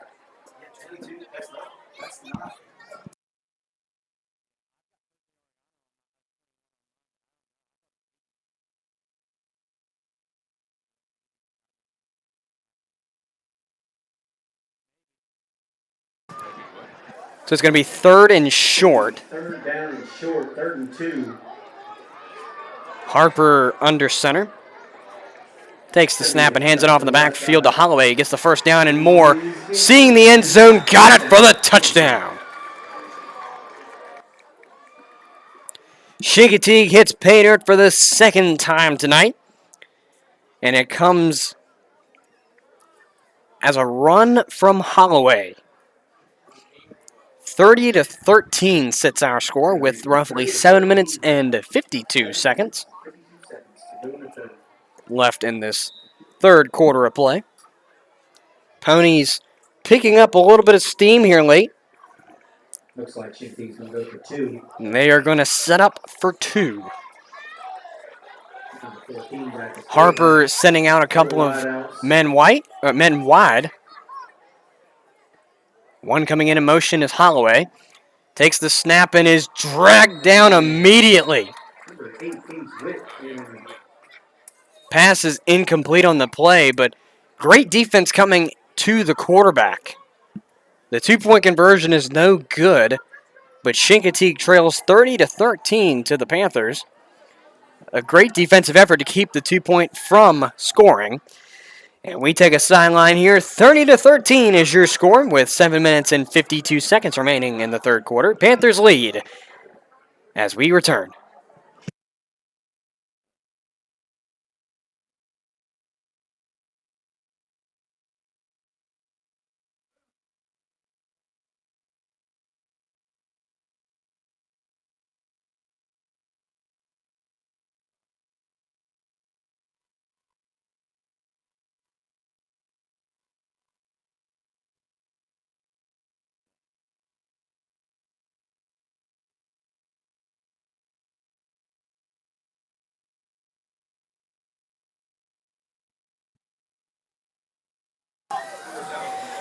And we welcome you back to Panthers Stadium.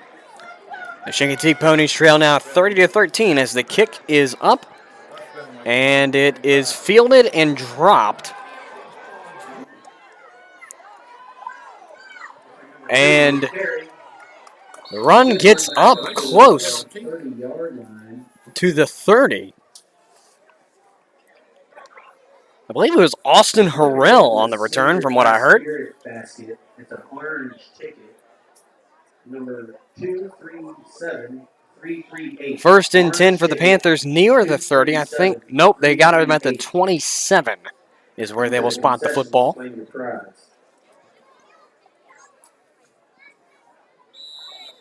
So first and 10 Panthers from their own 27.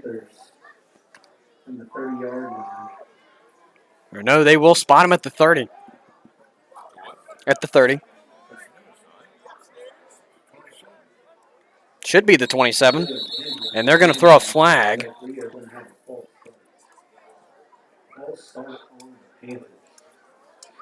And it is, in fact, a false start on Rappahannock County, so that'll back them up 5 yards. Ball will be spotted at the 25, contrary to popular belief. Or now they're going to back it up to the 22, so the ball spot originally wasn't right. It should have been on the 27, but it was actually on the 30.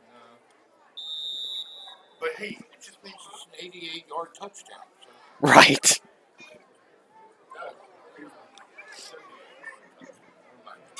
Yeah, close enough, though.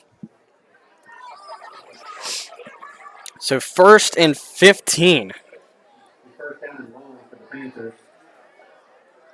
Hensler in the pocket, takes a snap, rolls to his left. He will take it up the middle and drop near the sticks. Gets close to the 38 that is needed. They will give it to him. First down, Panthers. First and 10 off of a brilliant run by Dylan Hensler. So first and 10 for the Panthers from their own 39.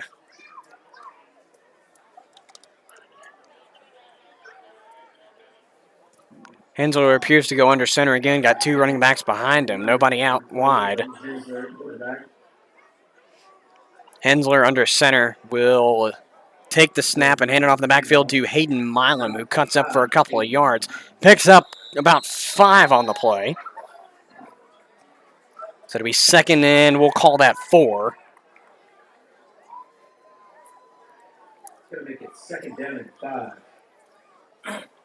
Second and 4 from the Panther 45. Need to get to the 49 for the first down.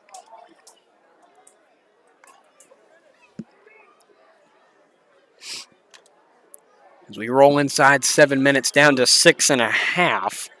Panthers lead 30-13. Hensler going out in the pocket. Running backs behind him, takes a snap and runs off to the far side on his right. He will get the first down and more. Got nobody to beat, but it will be tackled from behind. And they've got another one down for the Ponies. Another Chincoteague player is hurt Timeout on the field. as Dylan Hensler picks up 17 on the play for the first down.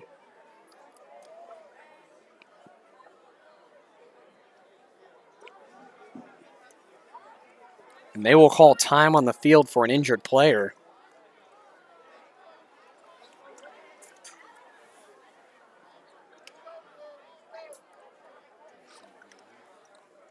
Can't quite see. I think the player came up. First and 10 for the Panthers. So first and 10, Rappahannock County from the Chincoteague 37. Hensler under center. Relays some information back to his running backs. Takes a snap and hands it off to Aiden Stoner for a gain of nothing. Second and 10 from the Chincoteague 37.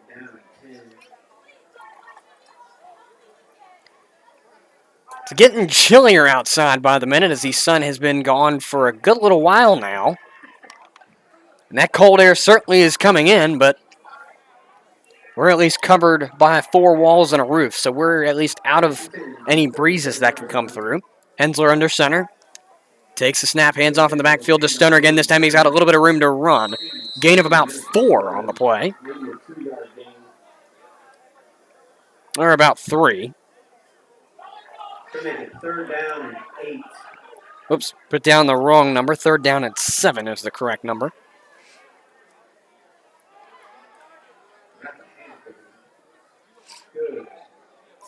Ball spot at the Chincoteague 35. Inside 5 minutes to play. Down closer to 4:51 on scoreboard time. Hensler out in the pocket. This time got a receiver out towards the left. Takes a snap. It'll be a false start. False start on Rappahannock. It's a false start against Rappahannock County. Backs them up 5 yards, so it'll be third and about 12. Third down and 13. 4 minutes to go in the third quarter. Third and 13 from the 40. Hensler out in the pocket, got running backs behind him and a receiver out to the left. Takes a snap, keeps it himself. He'll pick up a yard or 2 before being dropped. 1 yard gain. Fourth down and 12. It's a rough gain of 1, 4th and 12. This is a long possession for the Panthers here. Long yardage-wise. 4th down and 12. One of the longest 4th down conversions they've had to make if they go for it. Chincoteague sends a punter out, or a punt receiver out, rather. Hensler going out into the field. He has punted every time. And I think they're going to go for it. They're going for it on 4th and 12.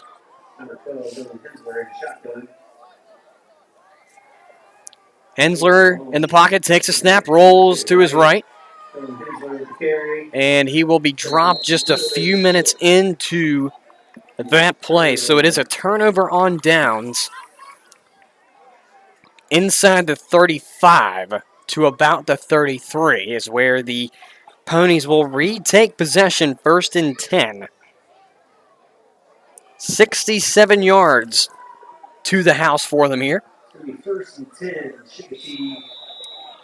The next score will make it a 9 to 11 point game depending on the PAT. 1st and 10 from the 33 of Chincoteague. The Ponies have the ball. Clock starts on the snap. Harper under center. Will take the snap and keep.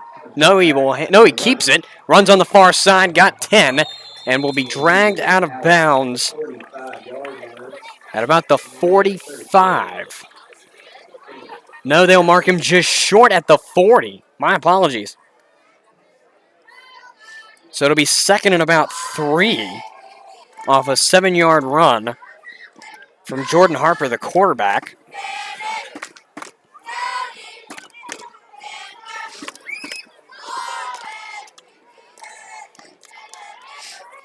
So my time is different. My time is stopped as off the out of bounds, but 2nd and 2.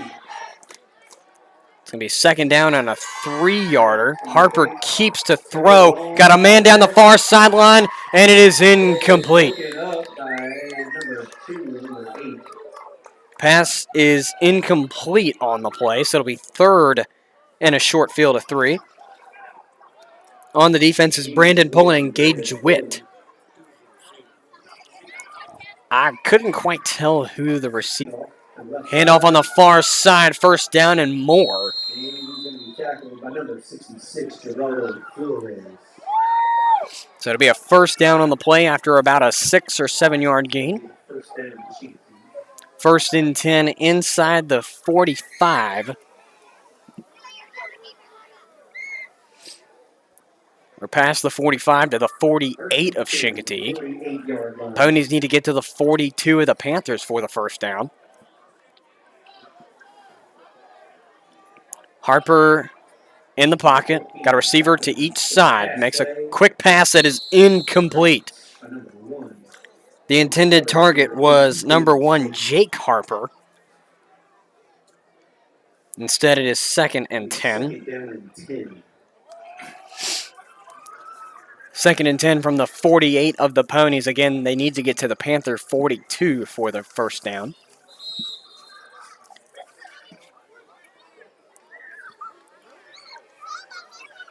And the scoreboard clock kept running. I don't know if they're going to reset that or not. Doesn't appear they will, so I'm going to have to reset mine.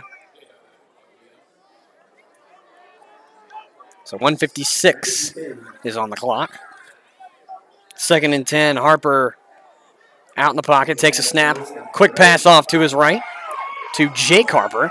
He gets a little room to run on the near sideline. Steps out of bounds at about midfield.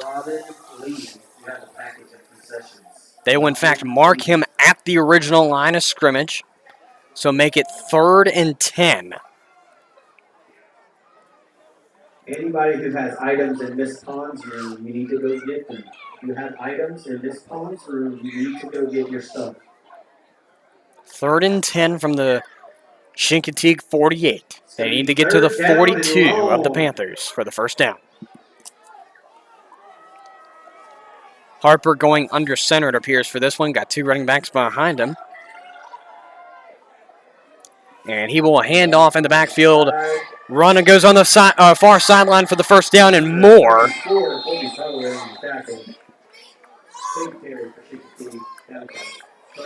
It was Jackson McGuire, the ball carrier. Good enough for the 1st down. Marks him at about the 30 to the 29 of the Panthers.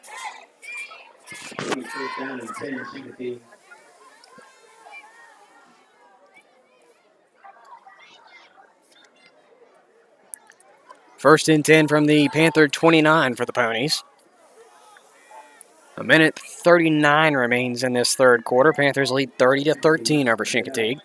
Chincoteague moving the ball well. They've handed it off again and almost got the tackle there, but not quite.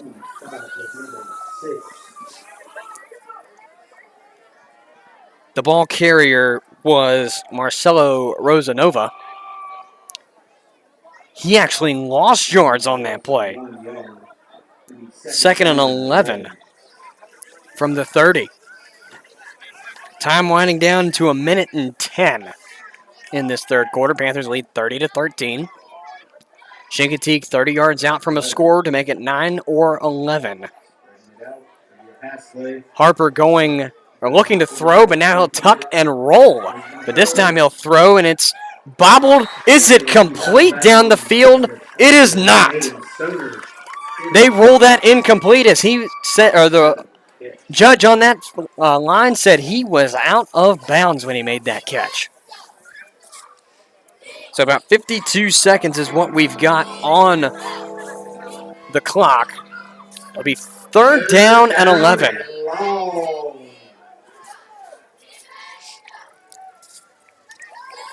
3rd and 11 from the Panther 30 for the Chincoteague Ponies. Come into this game 4 for 2 with a win streak.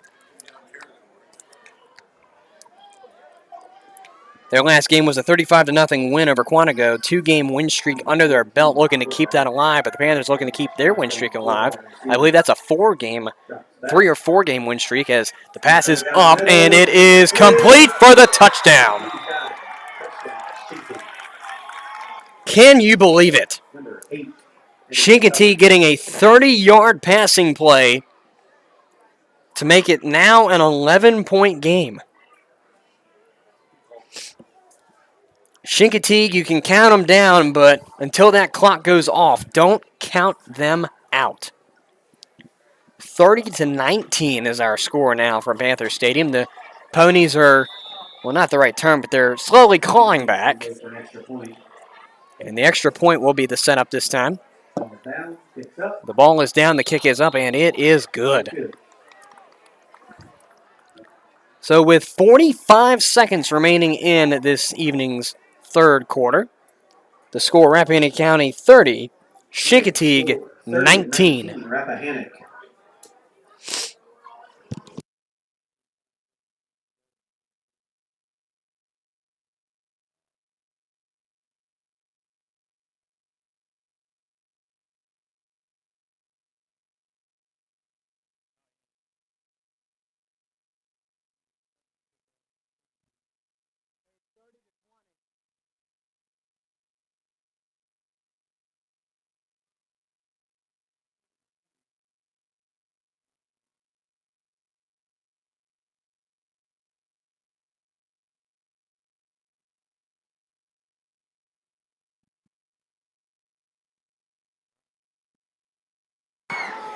Back now at Panthers Stadium, it is a 30-20 ball game.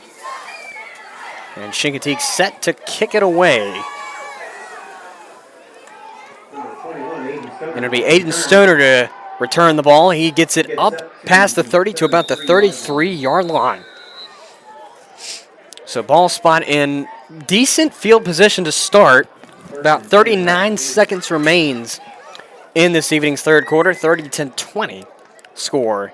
Panthers lead over the Chincoteague Ponies. First and 10 for the Panthers from about the 33.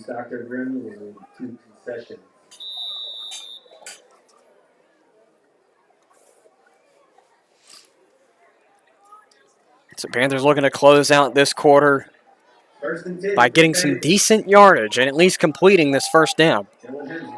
Hensler under center, got running backs behind him, takes the snap, hands off to Aiden Stoner, I believe, or my apologies, Hayden Milam on the reception. Picks up about 3 on the play, makes it 2nd and 7. As time runs down to about 22 seconds. 2nd and 7 for the Panthers from their own 36.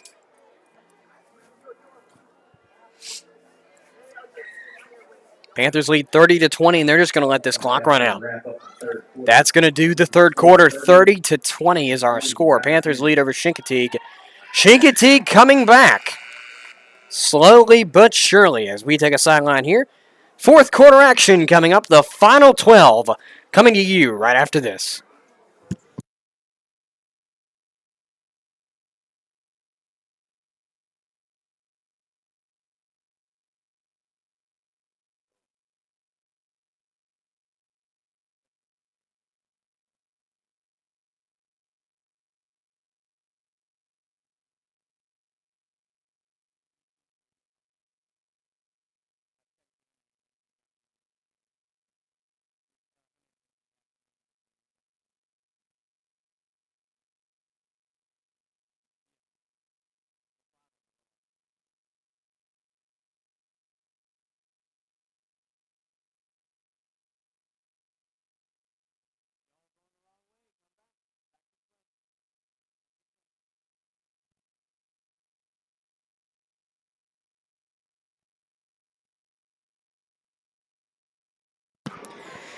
And we welcome you back to Panther Stadium for the final 12 minutes of the ball game. Fourth quarter action coming up here. It's a 2nd down and 7 for the Panthers. Dylan Hensler going under center.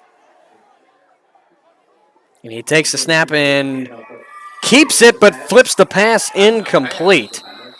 That was a pass to Hayden Milam. Very short pass. Actually, we're lucky that it was a pass. Mm-hmm. Because he would have gotten sacked. Because, no, if he fumbled it, if it was behind the line, behind the quarterback, Chincoteague had the ball down there right now. 3rd down and 7 for the Panthers from their own 36.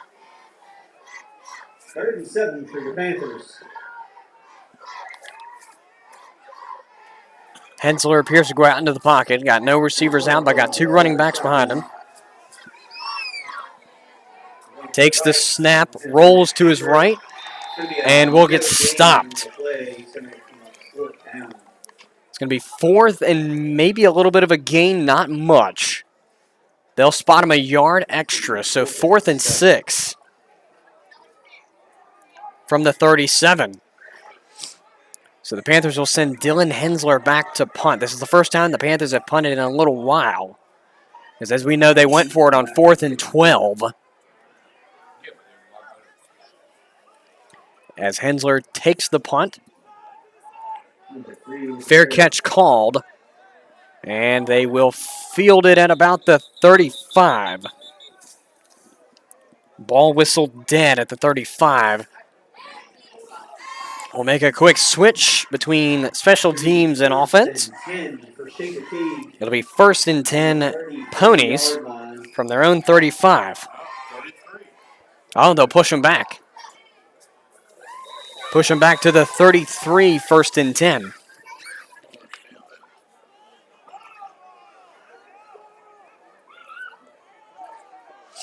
First and 10 with 11:08 in the ball game, 30-20 score.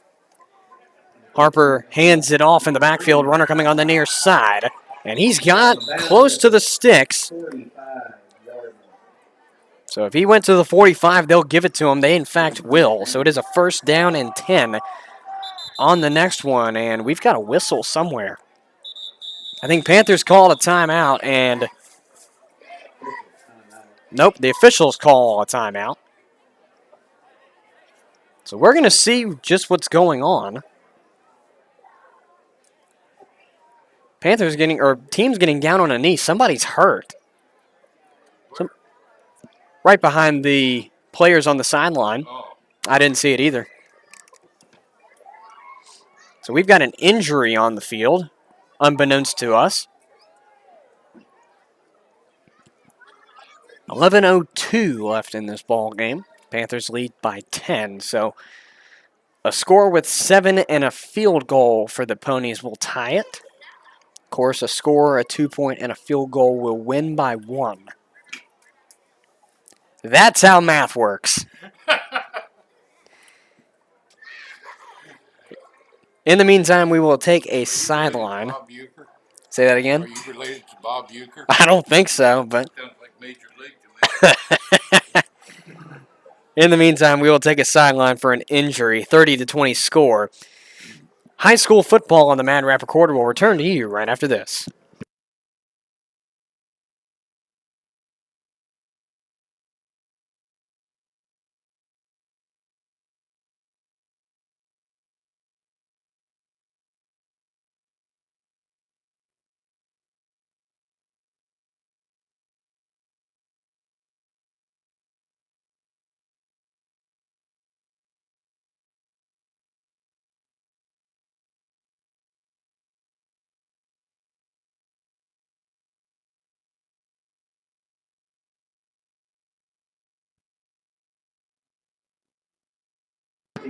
Welcome back to Panthers Stadium. In the meantime, 1st and 10 for the Ponies. From their own 45, they need to get to the Panther 45 for the 1st down. Harper out in the pocket, got a receiver out towards the right. Pass is complete at the 50. 5 yards on the pass brings up 2nd down and 5. And the Panthers looking a little flat here on defense. They had some great plays on defense. In fact, they'll push him up an extra yard, 2nd and 4 from the Panther 49. So the Ponies are in Panther territory. 2nd and 4. Number 14 under center. Harper under center will hand off in the backfield, coming onto the near side. Number 3. That run is good for a first down and more. One person to beat. He's beat him. Touchdown, Ponies. My goodness. Chincoteague has come back. There's an injured player on the Panthers on the sideline. The scores count no matter what. The Ponies are a PAT away from needing a field goal to tie. My assumption is they're going to go for the 2-point.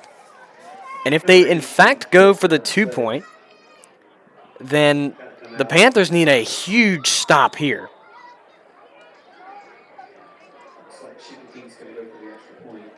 They're going for 1.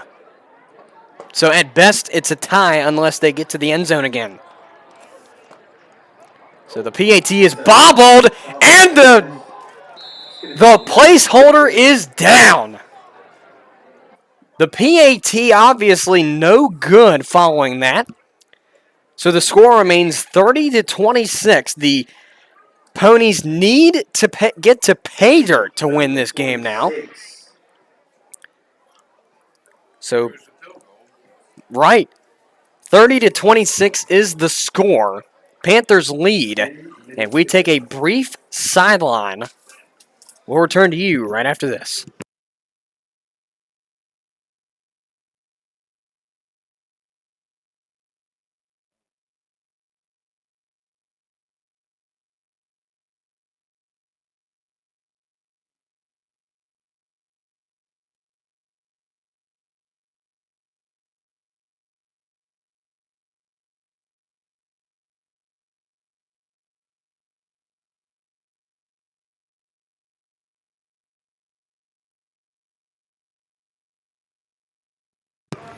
And we welcome you back to Panthers Stadium. 10 minutes and 14 seconds remains in this game.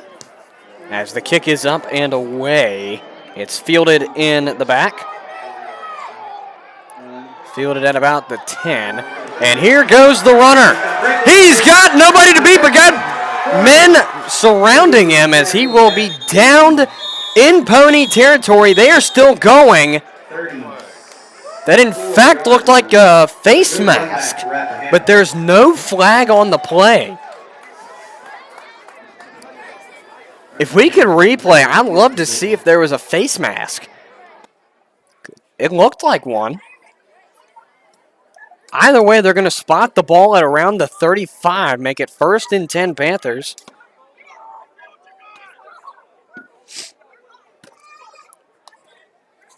They'll spot at the 34, 1st and 10 Panthers. And again, this is why high school sports lacks with video productions.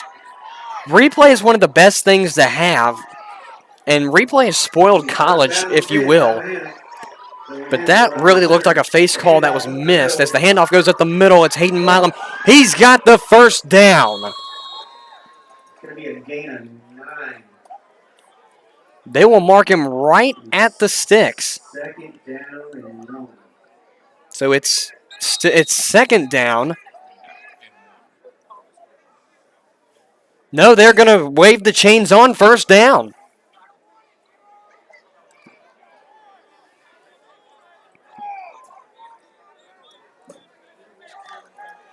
So 1st and 10 from the 24. 1st down and 10.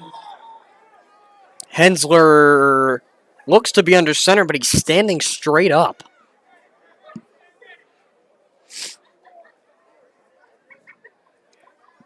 (9-10) on the scoreboard. Hensler going under center, this time crouching down. And he will take the snap. A handoff in the backfield looks to be to Milam again, who is swarmed on the play. Lost a couple on it. 2nd and 11 for the Panthers now, with 8:45 and counting left in this ball game. They don't need to score if they don't want to, but to have that padding, you probably want to score here. 8:34, you better score. Mm-hmm. That kid's starting to connect on the passes. Mm-hmm. Hensler receives the play call on the sideline, comes back out. Going under center again, but got a receiver out towards the left. Hensler going to punch it himself. He's not going to get much, but he will get a little bit of forward progress. Maybe 3-yard gain. Mark about 4 yards off of that one, makes it 3rd and 7. With 8 minutes now and counting. 38. 3rd down and 7, nearing the 30 at the 31. Or 32.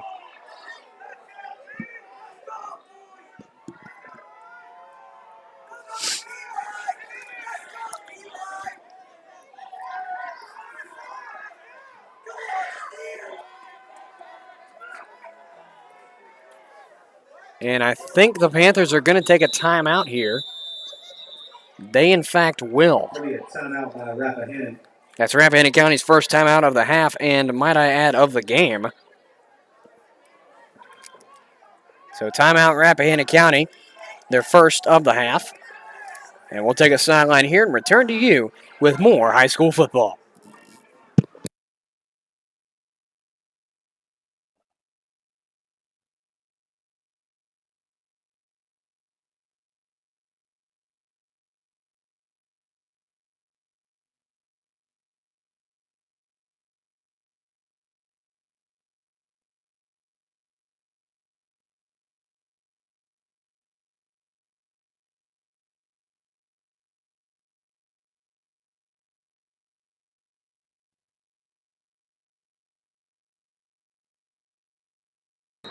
Welcome back to Panthers Stadium. You're sitting with us as a 30-20 ball game in the favor of the home standing Rappahannock County Panthers.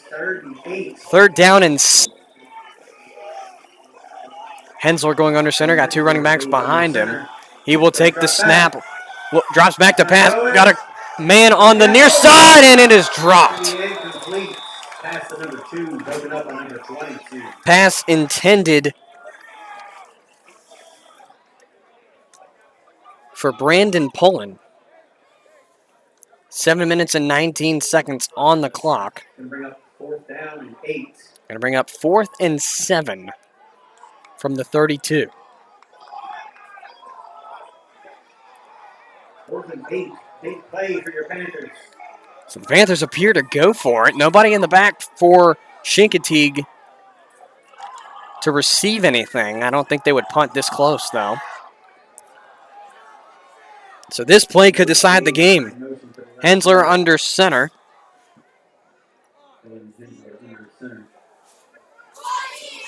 Takes the snap. Will keep it to throw. Got a man up the middle, and it is bobbled around, but it is dropped.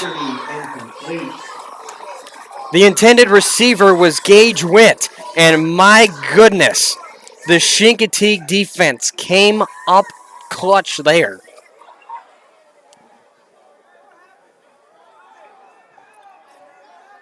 That could call the game. Chincoteague gets it back from the 22.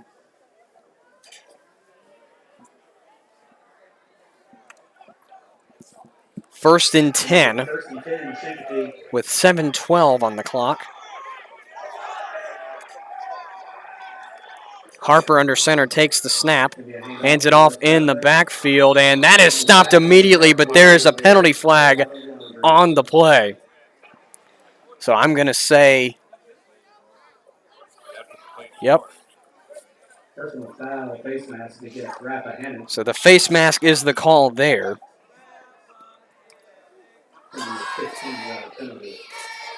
So that'll push the Panthers back farther than what they liked. The win streak's on the line here for both teams. Chincoteague with 2, I believe. Chincoteague 2-win streak, Panthers with 4.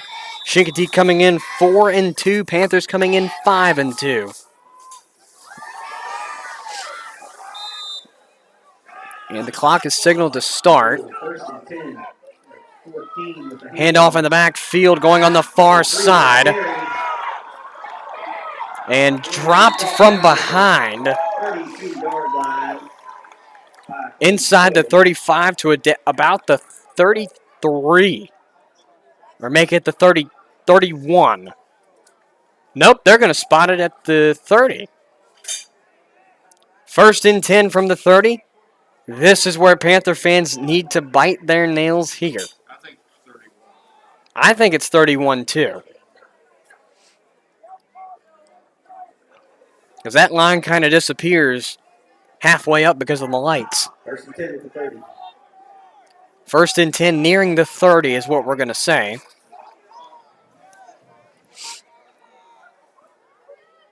Harper under center. Takes the snap, hands it off in the backfield. Hole up the middle, gets about 2. So brings up second and about 8. Second down and 5. Well, my apologies, he got more than that, make it second and 5. I didn't think he got as much as what he actually did. 6. But they'll say forward progress really got there. 5 ball at 26. Second and 6, ball at the 26 if the ball was originally spotted at the 30.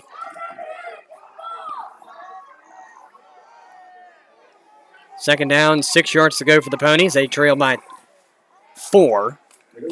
Handoff is not even made as there's a sack. And time is supposed to stop. I believe there's a timeout on the field. Chincoteague takes their first of the half. Or my apologies, no, never mind. As we take a sideline here, Panthers 30, Chincoteague 36. Or 26, my apologies. The Ponies are 32 yards away from taking the lead for the first time in this ball game. Third down and 12 from about the 32. And Panthers really need to put a defensive effort up here because Chincoteague, I don't think, will kick or punt the ball away. I think they're going to go for it if it's fourth down.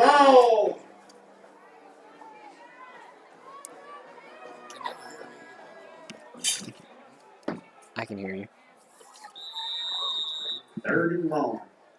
It's about third and roughly 13 now.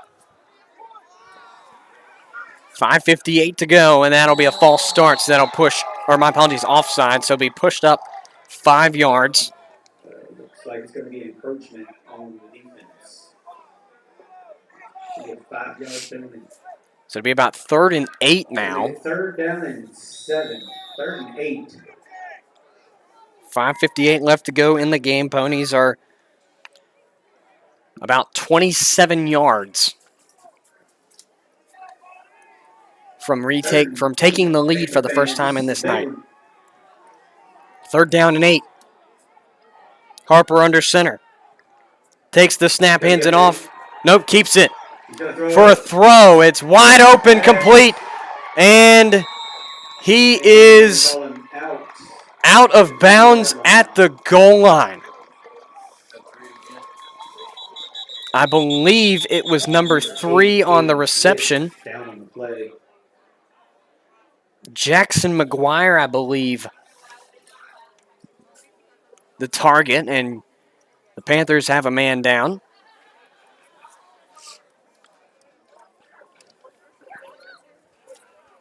(30 to 26) with this next play pending.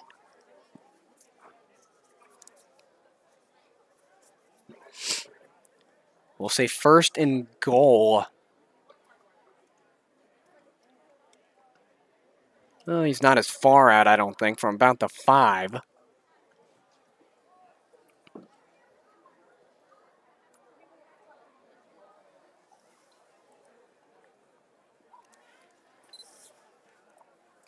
You know, this They had a 6 3/4 hour bus ride on a school bus. Oh, and they had to pick him up. Number 8, Gage up. And they're going to have to help him off. Gage Witt, the injured Panther, coming off the field with a little bit of help. And he is not on that right leg.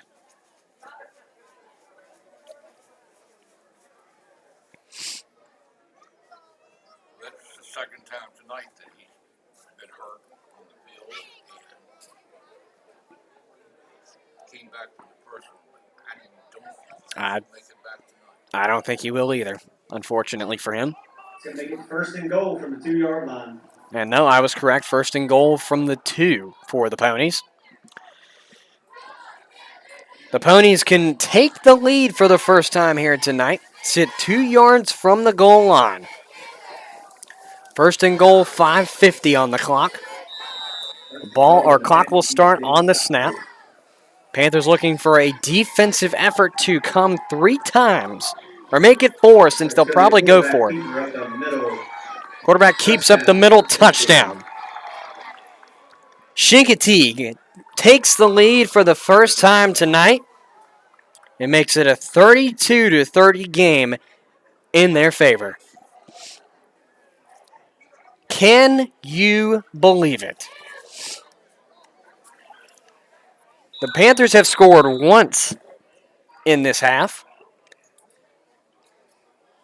The Ponies have scored, I believe this is now the 3rd time, if my math serves me right. So they're going to go for the extra point. Rosanova kicks up and good. 33-30 is your score. The Ponies taking advantage of a weakened defensive effort, and they lead now 33-30.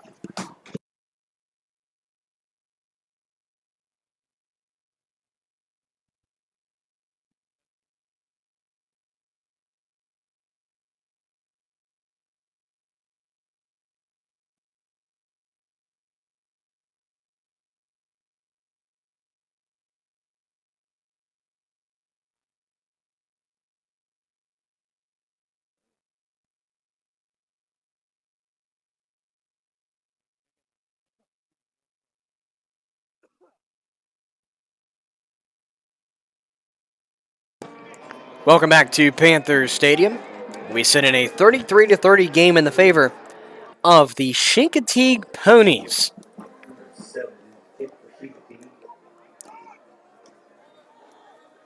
Rosanova to kick. We're speculating it to be an onside, and it won't be. Kick is up into the backfield, fielded at about the 9. Brandon Pullen on the return. He gets some good yardage on the carry. Gets past the 30, close to the 35, down at about the 33. First and 10 Panthers with about 5.5 left in this ball game. They need a spark here on offense. And we've got a timeout on the field. Another injury somewhere. Another Panther injury.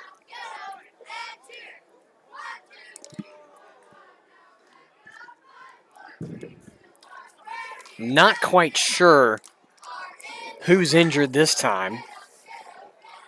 But the injuries just keep piling up for Rappahannock, and it's unfortunate at such a time like this where they need as many guys as they can to help them score. So following the injury, it'll be first and 10 at about the 34. 5 minutes, 37 seconds on the clock. Panthers need to work something in here, work a little bit of their magic, because they went from a 22-7 lead at halftime to now down 33-30.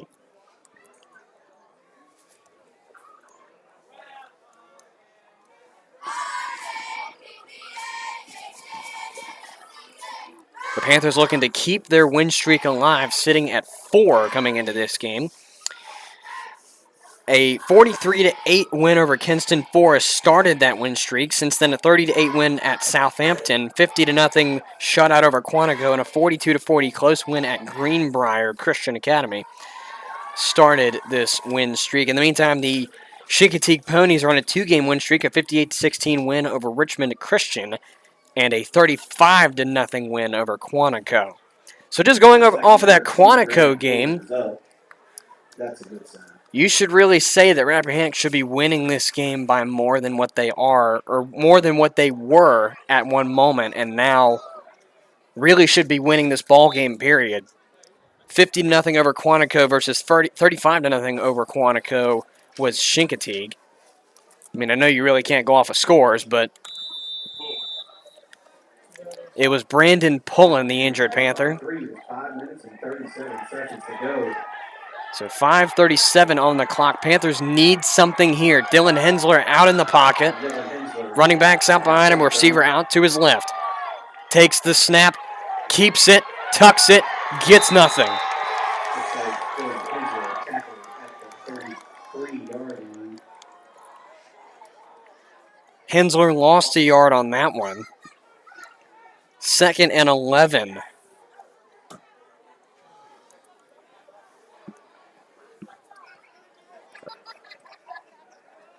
No, they spotted him really generous. It was basically nothing.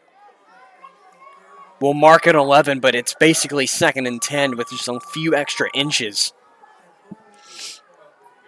Panthers need something inside 5 minutes to play here. 2nd down and 10. Or my correction, it's 5 minutes, 5 seconds, so getting close to that mark.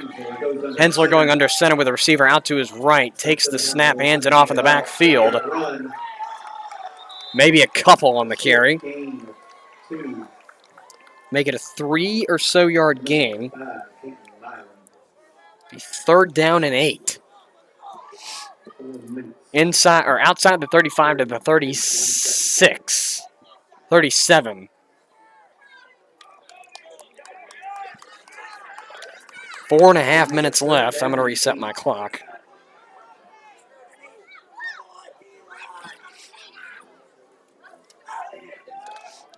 Four minutes and now probably 20 seconds. 3rd down and about 7. A big play here that could call the game. Depending on how it goes. Hensler under center will keep and runs into a wall. Gain of 1 will be 4th and 6.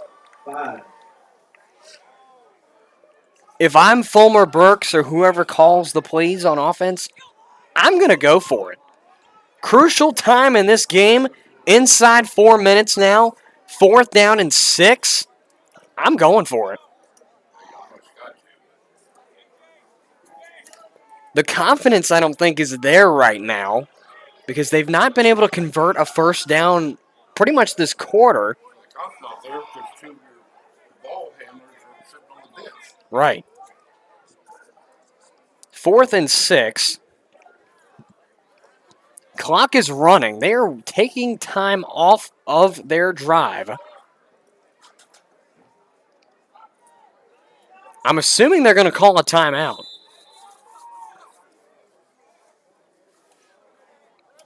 They, in fact, call a timeout.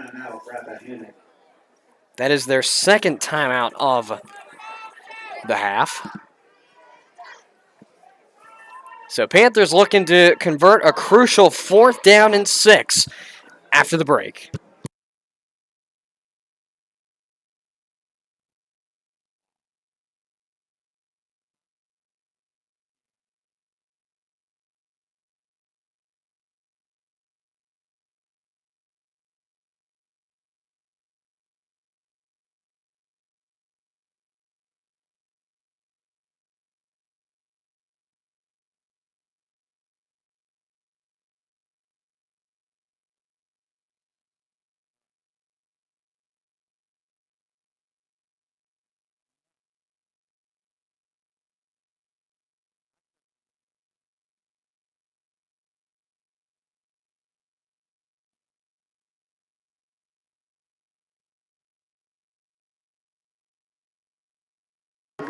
Welcome back to Panthers Stadium. A crucial 4th down and 6 coming up for you.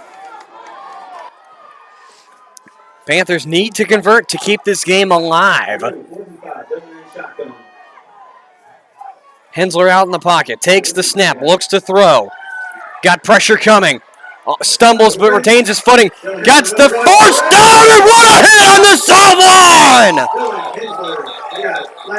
We've got a flag on the play, and a pony is down. I think they're going to call that targeting. It's a great possibility of targeting. They're going to call a blindside block on the offense. So that's going to back them up. That is something that the Panthers didn't need. Meanwhile, a pony is down after that, and for good reason. That was a hard hit.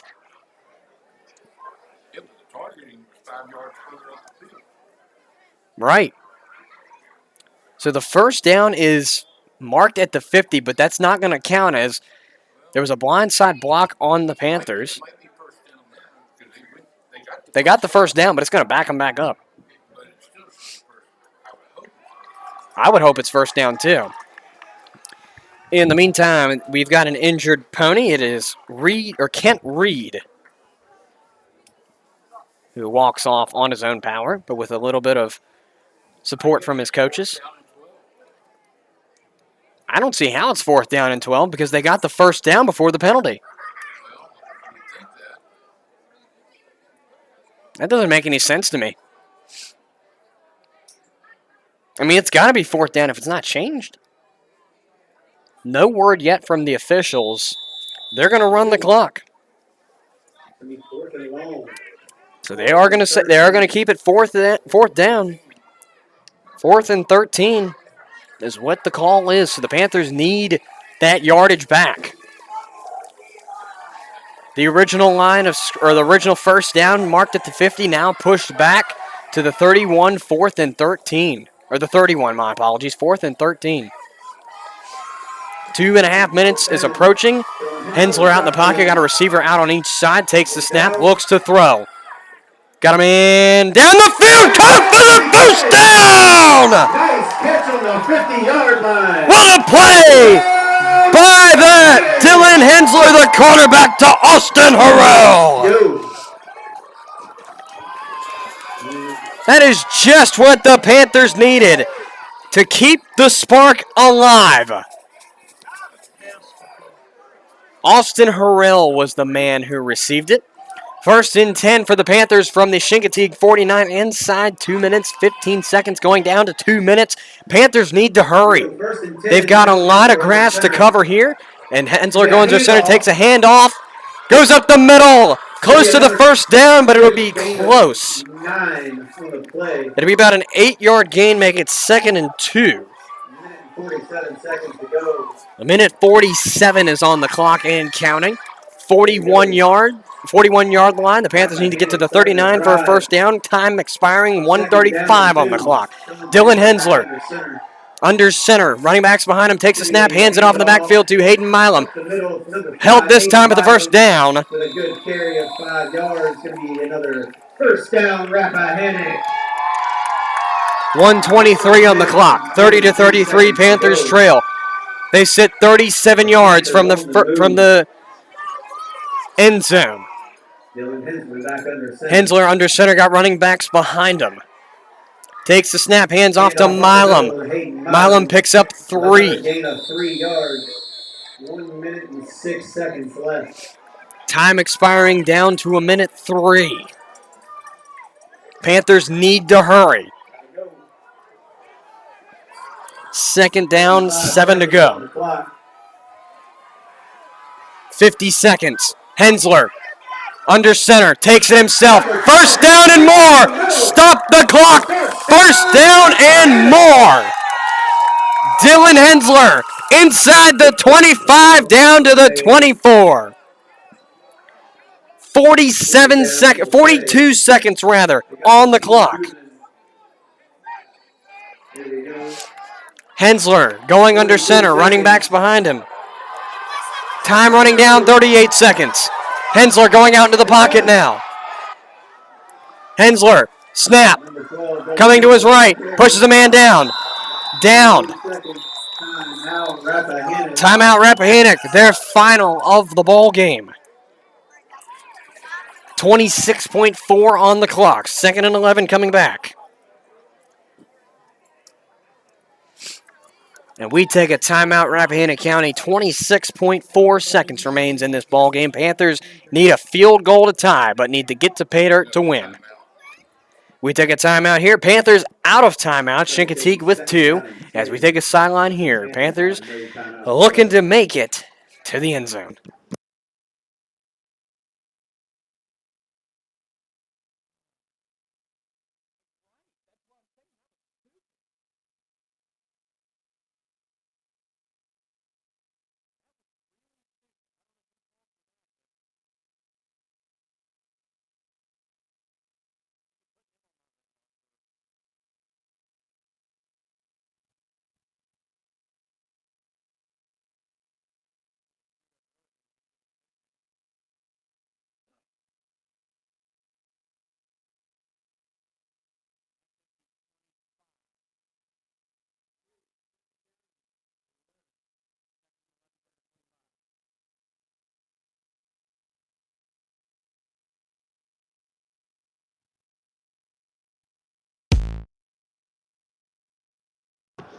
Welcome back to Panthers Stadium. We sit in a 2nd and 11 from the 25. Panthers with 27 seconds left in this ball game need a prayer. Number 8 is going to be your quarterback. Clock starts on the snap. Gage Witt out on the field. Takes the snap.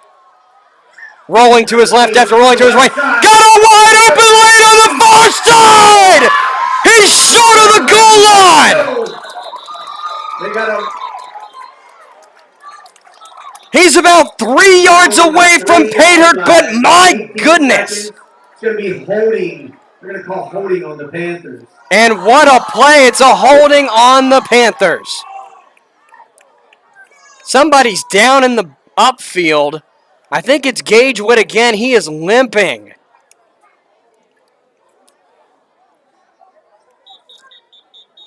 Something that really doesn't make sense to me is he just came off with an injury. Why do you put him back out on the field when you know he's at risk of an injury? That makes 0 sense to me right now. I understand you're limited on players, but with a crucial play coming up, 18 seconds, you get called for holding, and your quarterback that you just put out on the field is limping. Who, by the way, just got hurt on the other end of the field not too long ago. I don't understand what that call was for. He's coming back off with more help than he needed last time. That has got to be the worst call I've seen.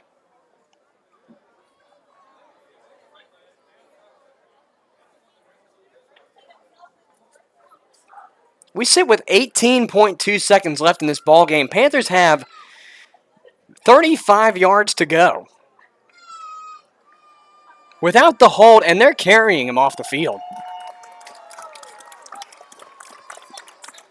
This shouldn't have happened again, to be completely honest. Not trying to stir or to ruffle any feathers or anything, but this shouldn't have happened again. He should have been left on the bench to rest. 2nd and long in the meantime. 18 seconds left. Panthers need 35 yards to pay dirt. Clock runs. Hensler out on the field in the pocket. Takes the snap. Rolls to throw. Got a man open in the backfield, but he's tripped up. Pass is incomplete. There's a flag following the play. There's a flag following the play. 6.5 is your time. We don't know exactly what the call is just yet, but we're going to see. Flag where the referee was. Flag on the sideline, on the near side. I'm guessing it's going to be a passing interference, if anything. The 20-yard line that he picked it up.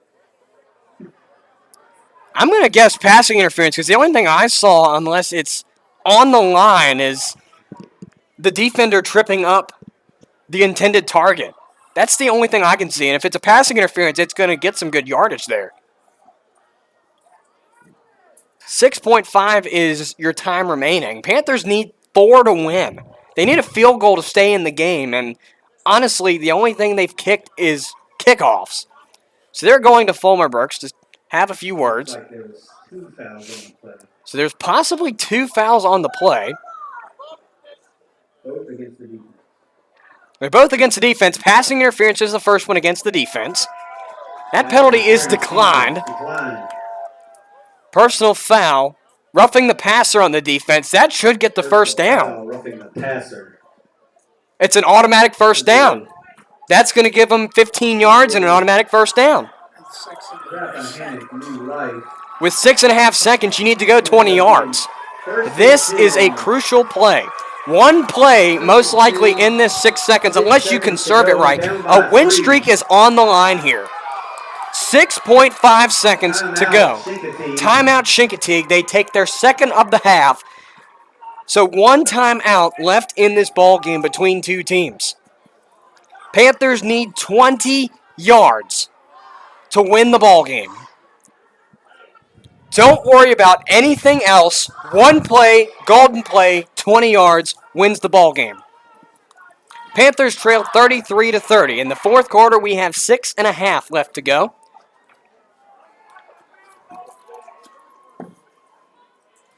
Rappahannock County really has had a tough drive, but they're really looking to stay alive in the win streak.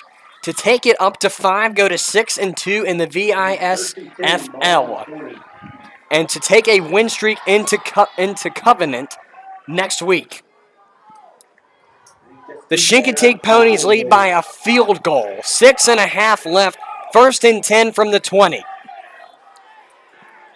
Fans, if you aren't on the edge of your seats, I don't know why you wouldn't be. So the play is going to resume on the snap. 1st and 10 from the 20. Hensler out in the pocket. Got running backs behind him. Nobody out wide. Or rather, one out wide on the left. This is it. This is the play of the game. Hensler takes the snap. Looks to throw down. Got pressure coming. He makes the throw. Caught! Caught! Oh my goodness! A miracle in Washington! A miracle in Washington! And the Panthers keep their win streak alive! 6:33. Nobody cares about the extra points! Nobody cares! It's a win in the books for the Panthers on senior night! Welcome back, alumni! We hope you enjoyed! And that's the ball game. 36-33 is your final from Rappahannock County. Can you believe it? Unbelievable ending here in Panthers Stadium. Oh my goodness. That is the play of the game there. Can you believe it? Absolutely monumental catch in the end zone. I don't know what else to say. Panthers win 36-33 here from Panther Stadium. We thank you for tuning in. And again, by the way, one final time, just a reminder, this game will be re-uploaded due to the poor video quality sent to YouTube. We did record the game as well, so you will get a higher quality game uploaded hopefully by Sunday evening. Hopefully tomorrow you'll get it back, but if not, Sunday evening is when you will get this ball game. Final score, 36-30. Panthers take home probably cardiac arrest for a lot of the alumni, but also just a great game that really didn't have to come down to what it came down to. But in the end, a win is a win no matter how ugly. Panthers take a 5-game win streak, 6-2 overall record into Covenant. That'll do it for our coverage here on the Mad Rapp Recorder. Final score 36-33. Panthers take home the gold and take a win streak into Covington. Panthers improved to 6-2 on this season. The Chincoteague Ponies dropped to 4-3 on the season with the loss. And honestly, got to give it out to Chincoteague. A great game. Coming from nowhere to somewhere. Going down scoreless 14-0 to coming back at the half. 22-7 was the halftime score. Then scoring on almost every single drive that they had to make it a 33-30 game in nail-biter style. The Panthers didn't even score in the fourth quarter until the very last play of the game. The Panthers did not score at all in the third quarter, or did not score in the third quarter for the good half of it. Panthers really had a tough time scoring in the second half, and honestly, that's what helped Chincoteague pick up some momentum and help them win this ball game. So props to them. They played a great ball game. Gotta give it to them. Gotta give it credit where credit is due, because that is just the pinnacle of the night. They shouldn't go home. They should go home upset because of the outcome, but not because of how they played. They played like rock stars. They played amazing, and just a tough loss for them this evening. I'm pretty sure they thought that they were going to come out with the win, and unfortunately for them, they did not. However, Rappahannock County going home with that win, 36-33 again is your final score. We're signing off here in just a moment. Thank you for tuning in, and again, this game will be re-uploaded over the weekend, but we hope to see you soon for another football game on the Mad Rapp Recorder.